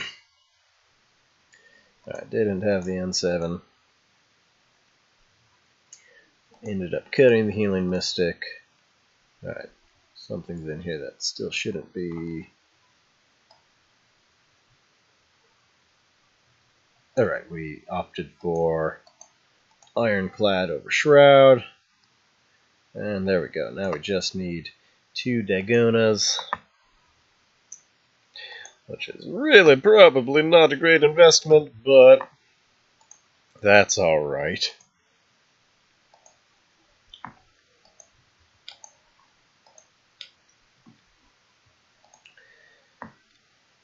Alright, Dying Wish, Dagona in, fancy.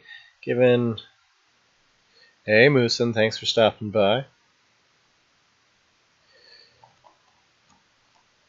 Given without, Dagona is a lot more fun when he's mixed with EMP, Bender, and Transforms, but, that's alright. If Dagona eats something, he doesn't usually just die outright, but he still can.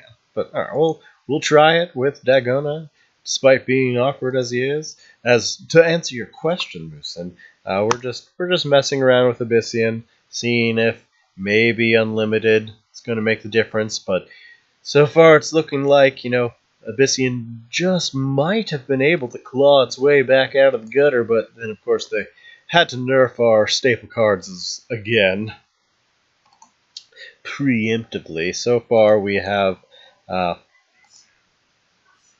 tried to make Zor work. Didn't go real well. It was fun though.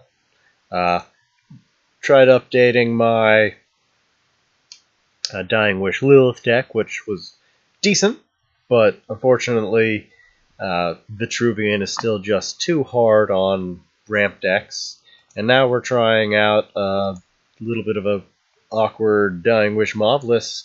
See if that will do the trick. Alright, so we don't need Ironclad in this matchup. That's our opening, and it's too early for Dagonas. Well, Katara deserved the nerf, that's for sure. They didn't nerf Zendo, though. Inner focus exists. They made Zendo even more problematic. And Zendo needs, both of those were cards that need nerfs, but they didn't nerf Zendo. They made him work with inner focus. This is a bad thing.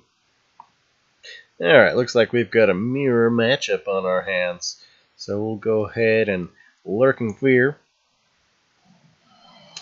And then, don't think I really want to play Shaman. I think I'd rather save it since I don't have any other sacrifice effects in this list other than Mob's Bloodborne spell. So I really want to save that for that ideal moment. I think we're gonna, I think we'll just hang tight with what we got.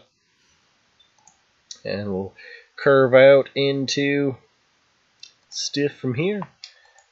Ooh, another Lurking Fear. Let's see. We'll be at 4 mana.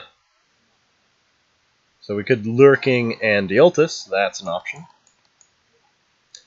Or we could... Well, if he leaves us that glove... Okay, no, he's taking the glove.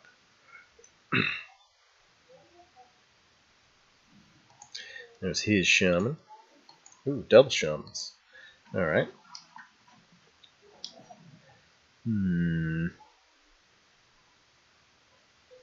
I think I will just skip the Lurking Fear for now. We'll throw down a Reaper and we'll set up a Chakram play, which unfortunately may not be enough to combat those Shaman buffs, but do what you gotta do. Alright, so Reaper down, we'll curve into Chakram, We're getting late enough in the game, but I may still yet want that lurking fear. Nah, it's getting late enough that we're not going to need it. Of course, we draw the Nakoma the moment I replace it. At this point, we're actually digging for those ironclads to try and deal with what he's going on here. I totally replaced an ironclad at the beginning, and I shouldn't have. So next turn we'll have a pretty decent chakram turn, or alternatively we'll have a shaman turn. See how it works out.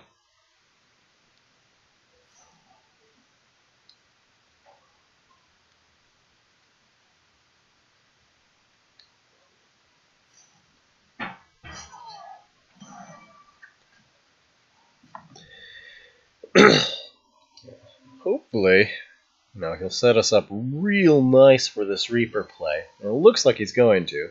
Oh no, he moved that to fill the shoes of the other one. We still have a pretty good spot, but not as ideal as it could have been. So I think we'll still come and we'll clear here. Yeah, all right, so that's the plan. All right, we'll toss one of these away. And we'll go for that nice chakram play. Which is unfortunately not quite enough. I suppose I could have cleared the husk by going face, but oh well, what's done is done. Oh god, it's gonna buff it again. But that's alright. Alright, so we'll clear that. We'll make that husk even more terrifying. And we'll run away, run away, run away. And pray we find that ironclad on time here. And then immediately regret running artifacts and mauve, of course.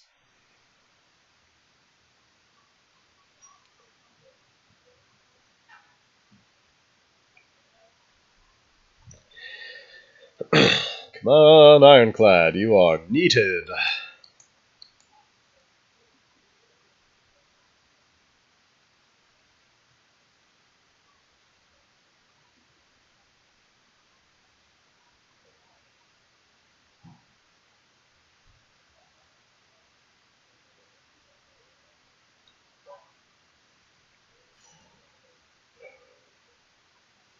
Ooh.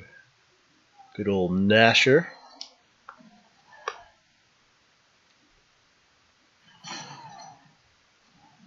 I've got another Reaper. That's humorous.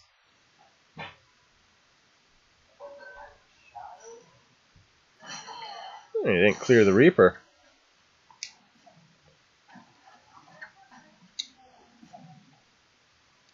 Alright, so you can go. Okay, I think we'll go ahead and Lurking Fear again. We'll take a step back. We'll clean this up as well as we can. We got a shaman out of it. And then we'll throw down a couple Dealtuses. Oops. Well, no, I needed to do it that way because I needed to body block. Suppose I could. I don't think Dealtus can summon in his spot, so I actually need to leave that open. So we'll hold off on that for now. And alright, hey Ironclad, you're here. You're just super, super late. But that chakram did a lot of work. Really did. We may have recovered pretty thoroughly here. It is starting to get late. I may have to wrap up soon. But we'll at least get through this one, and then maybe one more after that, we'll see.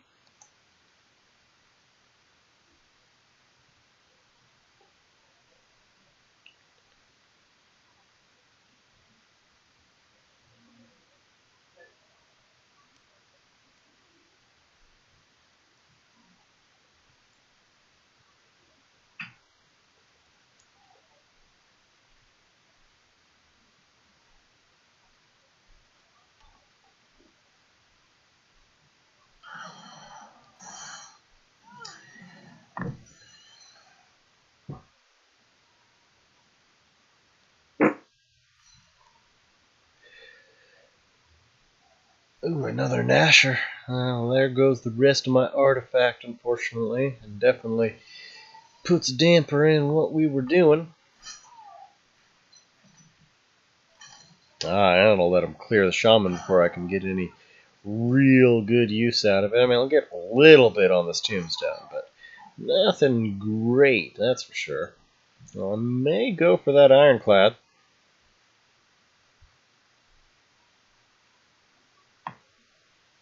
Of course, the shaman's also pretty appealing. I think we'll just have to do an ironclad turn. Yep, ironclad it is. Ironclad in Nakoma, yep. Alright, so we'll just try to survive off of these tombstones.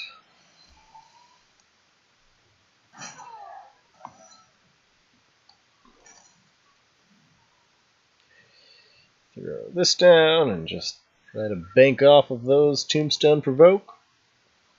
We'll refill our hand a bit with Nakoma. We'll have a shaman in our pocket for next malice. Oh good, and we've got Desolator, so even if he does dispel the Nakoma, we should be okay for card advantage.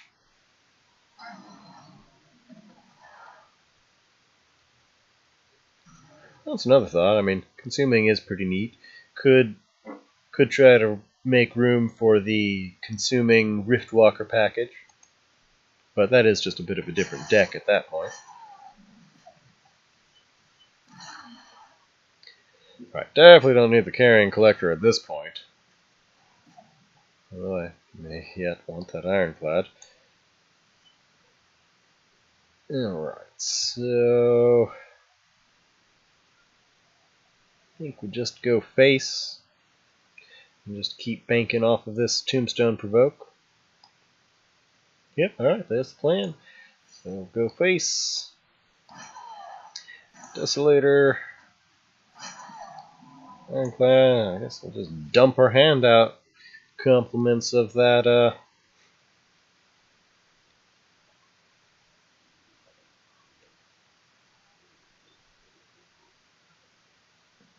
Nakoma we got. And yeah, may be able to just finish him off with bodies here.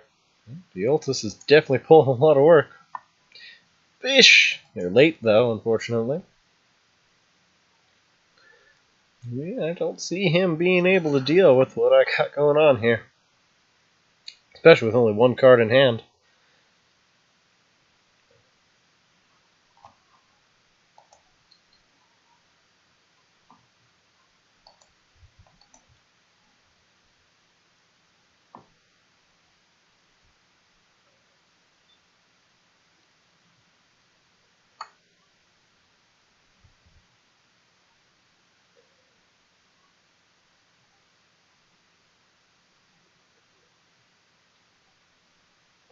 Oh, he's just going to try to draw some cards off of his Nakoma, see if he can find an out, but I don't think he can.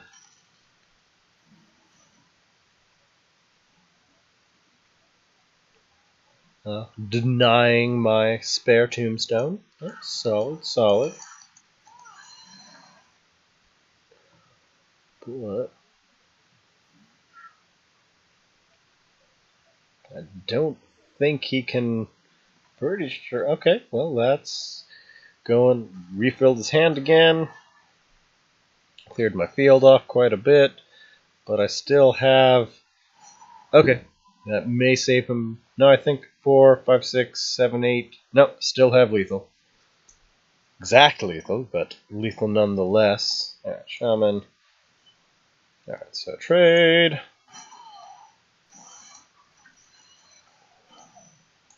Trade. Desolator. And play that just. And collect it. Alright, well, Tombstones pulled a lot of weight that game, as did Chakram. Both things I've been reluctant to play in the past for Mauve, but they really did a lot of work, and so did Ironclad. You know, that being him being Dying Wish really made a big difference, and having that Clutch Dispel really went a long way there.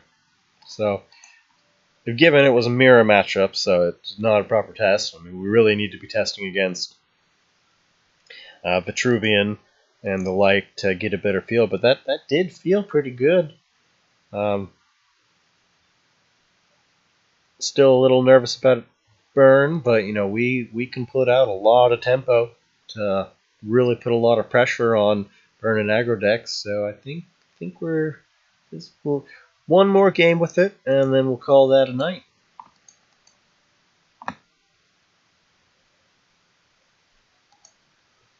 Now, Creep, which I largely neglected tonight, that still has the potential to be very scary now that it's got the full kit.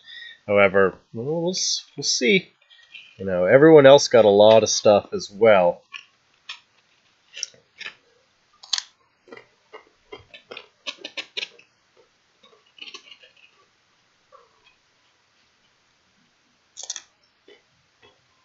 Yeah, it's feeling pretty good. It actually is sort of along the lines of your style, like a few of your suggestions are in there. Alright, well, we don't need 2 Chakram. If this is Arcanist, we may want those Ironclad, but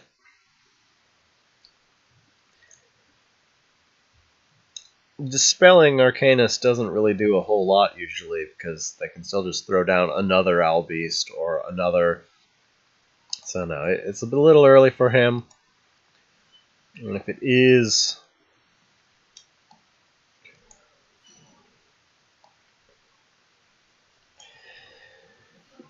even if it is Arcanist, really I just want to be able to put the pressure out. But, I mean, Ironclad's not terrible. It's not great, but he's not terrible. He really does his job. Awkwardly, but he does do it.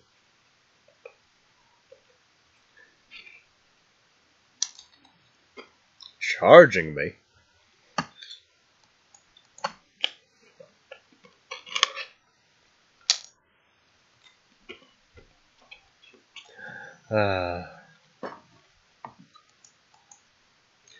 Alright, let's see where we're at. Okay, so looking very likely that it's Arcanist. Meaning it's not burned, so that can go. Alright, Dealtis I think is the plan. So throw down good old Dealtis, which is also very good with Chakram. Globe Deny. And we'll go from there.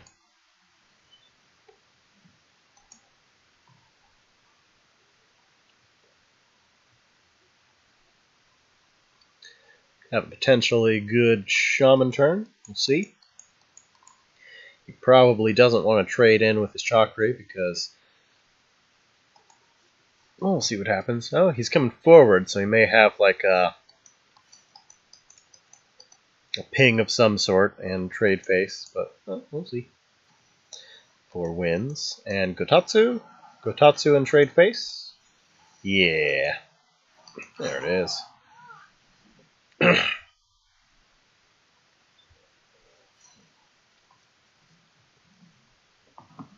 Alright, so I could do a Shaman turn. Or I could do a Reaper. I'll throw Desolator away, as much as that pains me to do.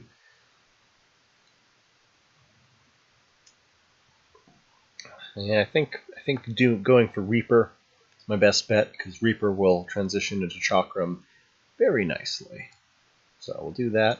So we'll just trade here, just to kill it off. I probably should have traded face. And then we'll go ahead and back off to try and preserve this thing's health for now. And we'll get this Reaper down. And then next turn we can curve into Chakram. Hopefully he'll gap close real nice here. And we can get some Chakram value on the Tombstone and the Reaper. Oh, and Dagona. Dagona could actually be very good in this matchup. Yeah, he's a weirdo. weird option, but, you know, he may be exactly what the deck needs. Will he play around Chakram, though? That is the question. Oh yes, for sure. I've had a lot of fun with my Azalea decks. Very underrated. Alright, good deal. He's already played into Chakram right there, so unless he OBS's this Reaper, I have a very nice Chakram spot up there. Ooh, oh, he's just playing into it more and more. This is looking good. Oh, God. Oh man. Oh man. Okay, well there... Well, at least preserve... Okay, he did have an answer, unfortunately. Oh, I got flying anyways. Good deal. Good deal. And so that will let me clean this up real nice.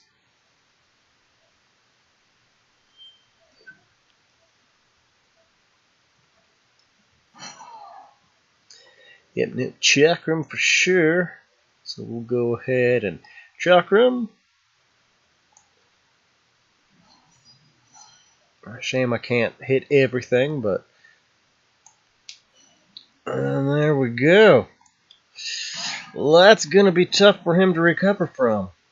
And then this will... I'll go ahead and take a step back. Use that tombstone to get some work in, and then we'll go from there. Dagona's coming up shortly. Now that pulling, I mean, it's a little bit of an RNG victory, unfortunately, which I don't feel great about, but hey, I'll take it.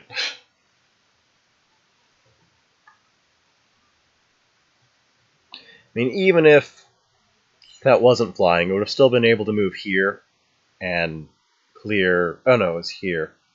Well, okay. Well, getting flying was a really big deal.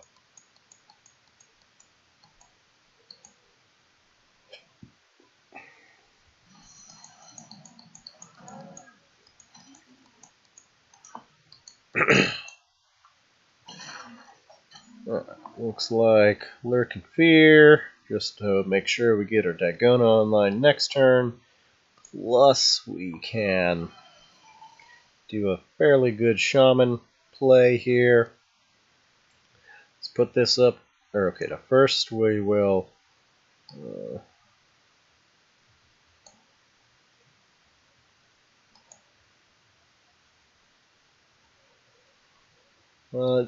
that probably hasn't changed much, but I will answer you a little more thoroughly after I finish my turn here. So we're going to do... Alright, so this has got to move... Okay, so Shaman... Here... This to here... This to here... And then pop for the nice buffs, and also body blocking. And get another trade in there. Alright, there we go. That's a very scary field. I've got Dagona in hand if I need to remove something big of his. We've got healing and ping in hand. We've got card advantage on field. Looking good so far. So, yeah, the Vath build is pretty eternal for the most part. Like, it's just such a good deck, and like, it's going to be hard to find anything in it that can really change. But it does depend on the state of the meta. Like, there are a few... Like, I recently... I did throw up a couple, like, sideboard options and alternatives. You know, the core of the deck's really not going to change much. But, you know, we got Sunsteel back, so Sunsteel's an option. And then, you know, Abjugator's an option, as well as, you know, some of these sideboard, you know...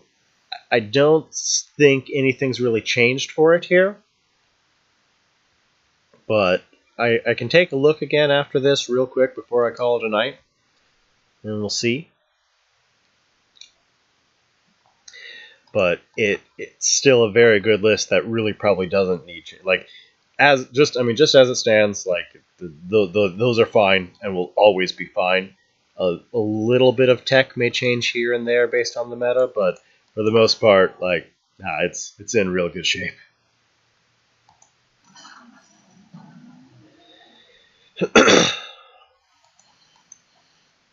Little does he know that putting this back in play here gives me a good Dagona option. Well, less so, because let's walk you on back. We don't need 2 Desolators. Yes, you noticed. Alright, yep, no. Looks like Dagona's actually going to get to see some play. Nice. Big old fish. And I'm going to go ahead and run away, because I am nervous about staying close. Unfortunately, he can just trade into it with kindling. For a little bit frustrating there, but you know what? That is rough. Usually you don't think about Dagona getting traded into, but, at least that means the kindling will... I love Magmar. I love playing as and against Magmar because they are a board-focused... A board-focused faction with a lot of counterplay. I just love them. Unlike, other things, Magmar tends to be fairly interactive aside from Desi spikes and that kind of stuff, which has its own problems.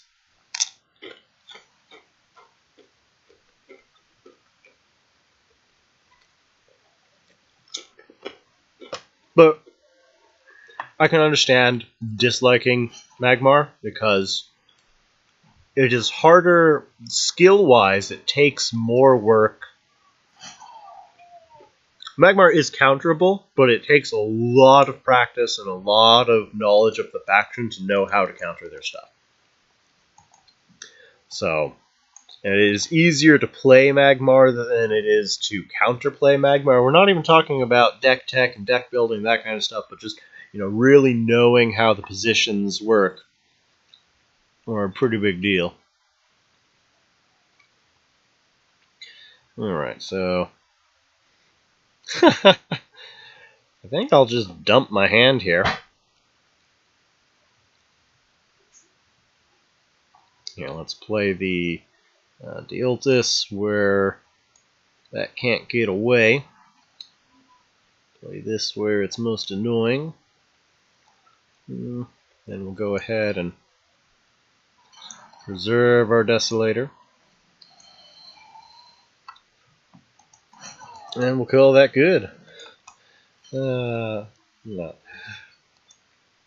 Alright, there we are. Another Dagona. That Dagoma has such a long way to travel. Such a long way.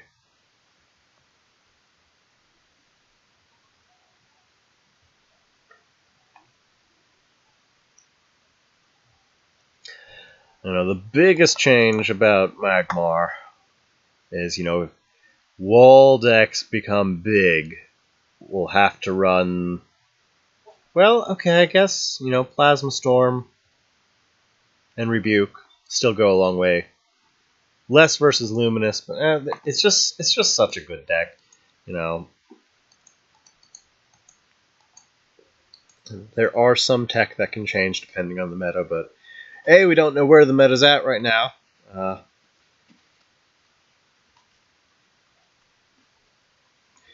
it's true. Magmar's in a pretty good spot right now. They haven't really gotten much new, and they haven't really gotten... they haven't gotten anything new. Basically, they've stayed consistently good for a while now. Well, that's a big deal.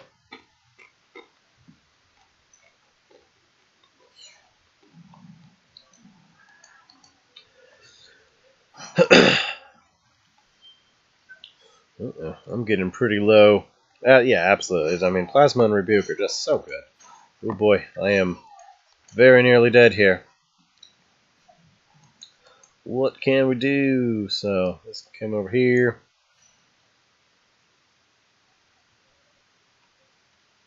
We're just short of being able to play both of those.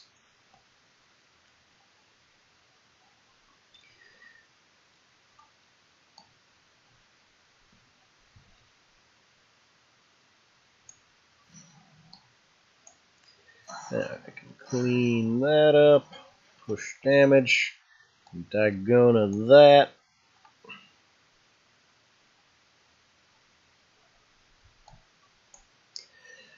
But I may be dead anyways, unfortunately. But I can at least, protect myself from any rush plays. But with 4 health left, not enough mana for this Desolator, I guess, I'm gonna have to dig for like a... Yeah, they did get Thumping. Yeah, Thumping is something to consider, given I didn't really run Thumping in most of my Vath decks anyways. But I'll take a look here in a moment. Alright, well, I thought that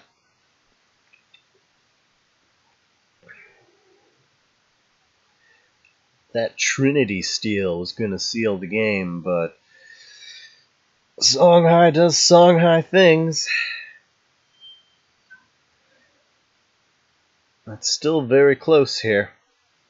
Yeah, Thumping's been 4 mana for a long, long time. Oh, he's running away. That's a very good sign. That means I may not be dead. Of course, I'm going to regret replacing my Desolator now.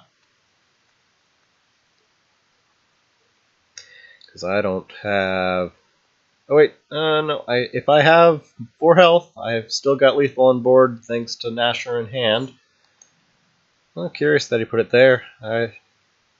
Well, no, he couldn't body block the Husk because Dagon is going to come in and ruin his day. Eggmorph is mostly a Ragnarok card. But yeah, Thumping. Alright, looks like we've got game on board here. Alright, whoop. Close game, though. Very close. Made me work for it.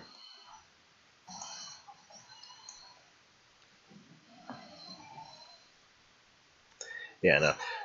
Eggmorph is mostly a Ragnarok card because it works as a combo enabler as well. Vath just has better things to do, like Nat Select, Rebuke, Plasma Storm, and then running. Oh, well, we beat Arcanus Shidai, and that's a good deal. Alright, so let's take a quick examination of Vath here, and then we'll call that a night. Alright, so...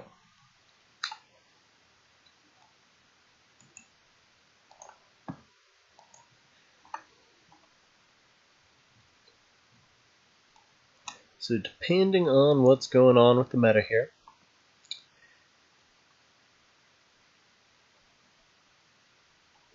if we see the return of like 8 Gates, Mantra, and late game ramp Vanar decks, then we're going to probably want to be switching over to the Abjugator Finality version, which means there isn't going to. And then let's see. Let's go ahead and take a look just at Shimzar. Like notable things we got back are Thumping Wave, Sunsteel. Although now that Sunsteel's 3/3, I don't think I'd pick it over Ragebinder or Abjugator anymore. So even though we got Sunsteel back, I think I'm still going to skip it. It's still a good option, but not what we need. I'm thinking we're probably leaning back towards the Abjugator variant, just because, Vanar's playing things in the 8 mana sphere. Vanar's also playing Wisp, so it's harder for us to get to Finality. With the return of Eternal, we'll be seeing more of the dedicated burn decks since they got their spear back and things like that. So just having the faster finality could be a big difference. In the previous meta, I was finding, skipping Abjugator and just going for the stable with Golem route was a better deal. But I think with the latest meta, we're probably going to be shifting back towards the Abjugator version. And as for any changes to the Abjugator version, let's see here. Thumping's not bad, but it's not necessary because there's so much Vitruvian running Sand Swirl and Blood of Air. There aren't really a lot of good thumping targets. Like Zendo's your main one, although thankfully Zendo is now vulnerable to Plasma Storm, so that's cool. Thumping is an option, but I don't think it's quite worth it. Let's see, is there anything over in neutral? Sunsteel.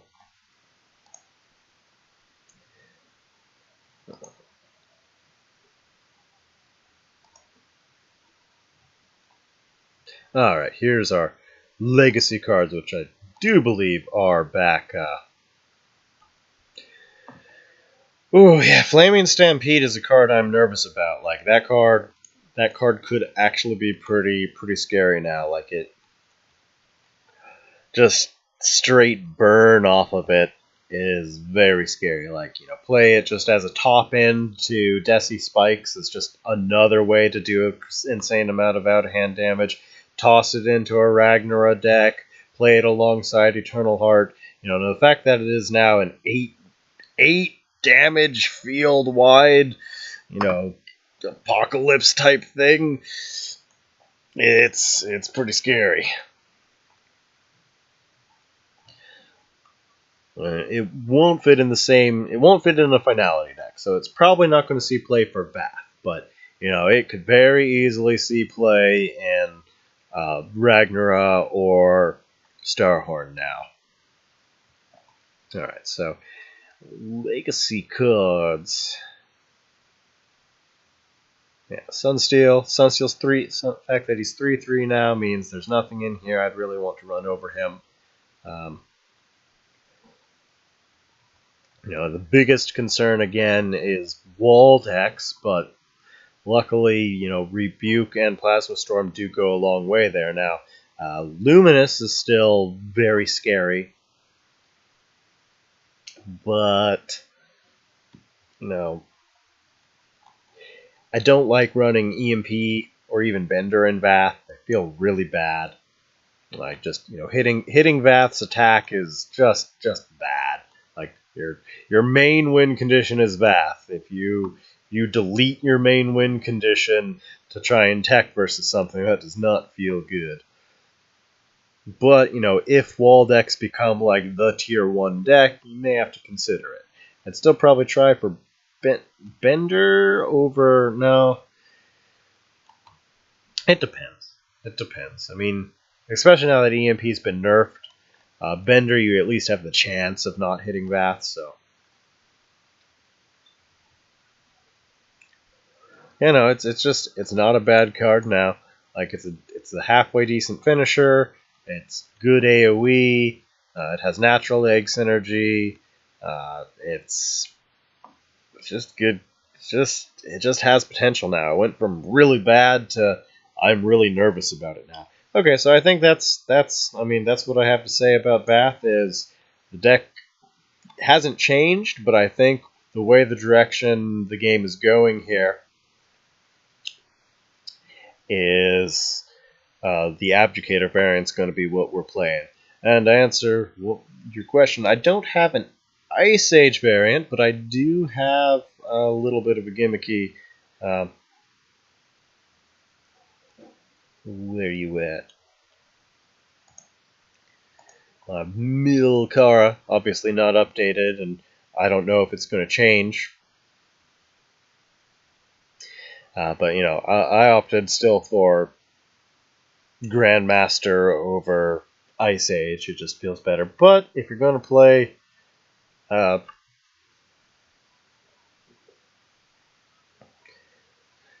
like you could do Winter's Wake and Minvor, Like Mimvor is so. I actually might have some. All right, guys are never gonna let me get to bed. All right, let me see if I can update this real quick. I mean, just the fact that we got Ice Age back is such a big deal. Or Winter's Wake back is just really big deal.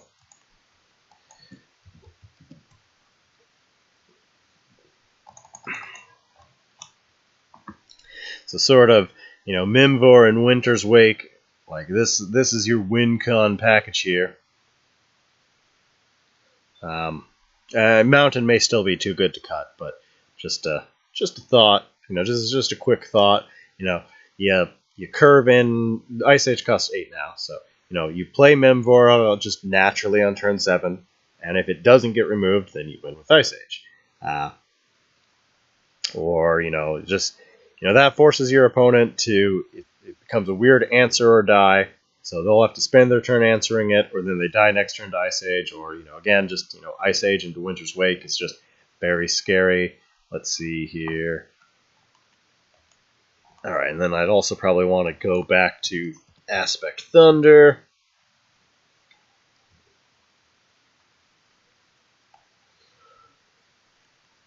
Alright, so Hailstone out, Thunderhorn in, and we'll find room for Aspect as well. I mean, and then the thing is, Mimvor's a gimmick, but other than Mimvor, you're just going to have a really competitive deck other than Mimvor. And Mimvor might actually be okay. So, it's not terrible. So, it does actually fit well. All right, so let's see here. I need to find room for. All right, well, we'll just swap aspects for now. Aspect of Shimza, where you at? Where you at? Why can't I find you? All right, so we've got Thunder. Good old Thunder aspect. All right, there we go. All right, so we've got Aspect Thunder back in. We've got Ramp. I don't know about Circulus. Especially with how high this deck's curve is, Circulus can go. Yeah, no problem. I can do that. All right, so we've got our, our in-game win condition here. I would still probably just play. We'll leave it as. I'll make a more Imbala Winter's Wake focus variant in a minute here.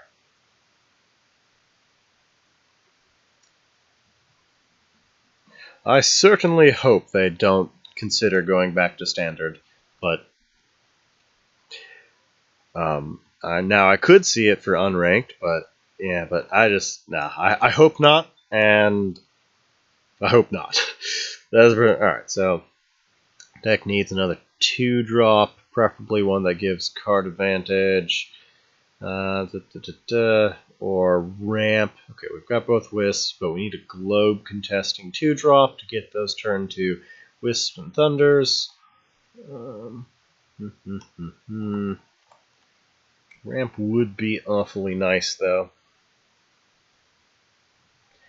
I mean, there's always Shivers, given people really do like to hate on poor little Shivers, but he's not a bad card. It's not a good card, but he's not a bad card. Okay, I mean, Circulus for now.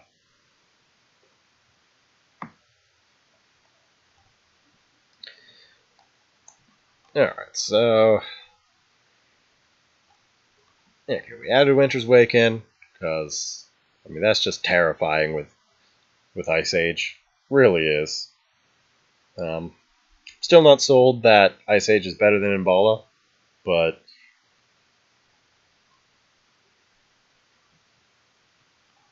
Well, I'm going to throw. It may be a bad decision, but this deck really, really wants to ramp. I'm going to throw it in for now. And because Mana Death Grip is worse now.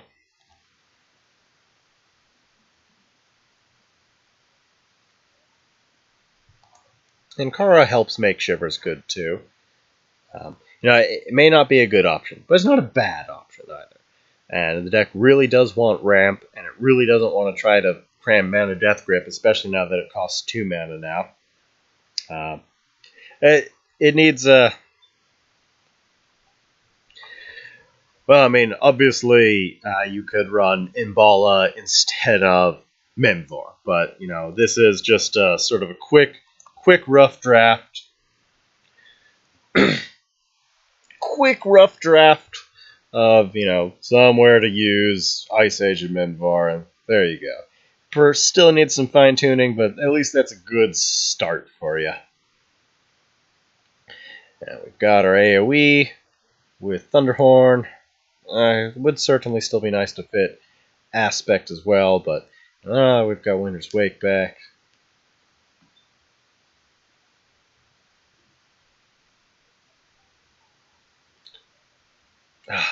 The nerf of Corona was just rude.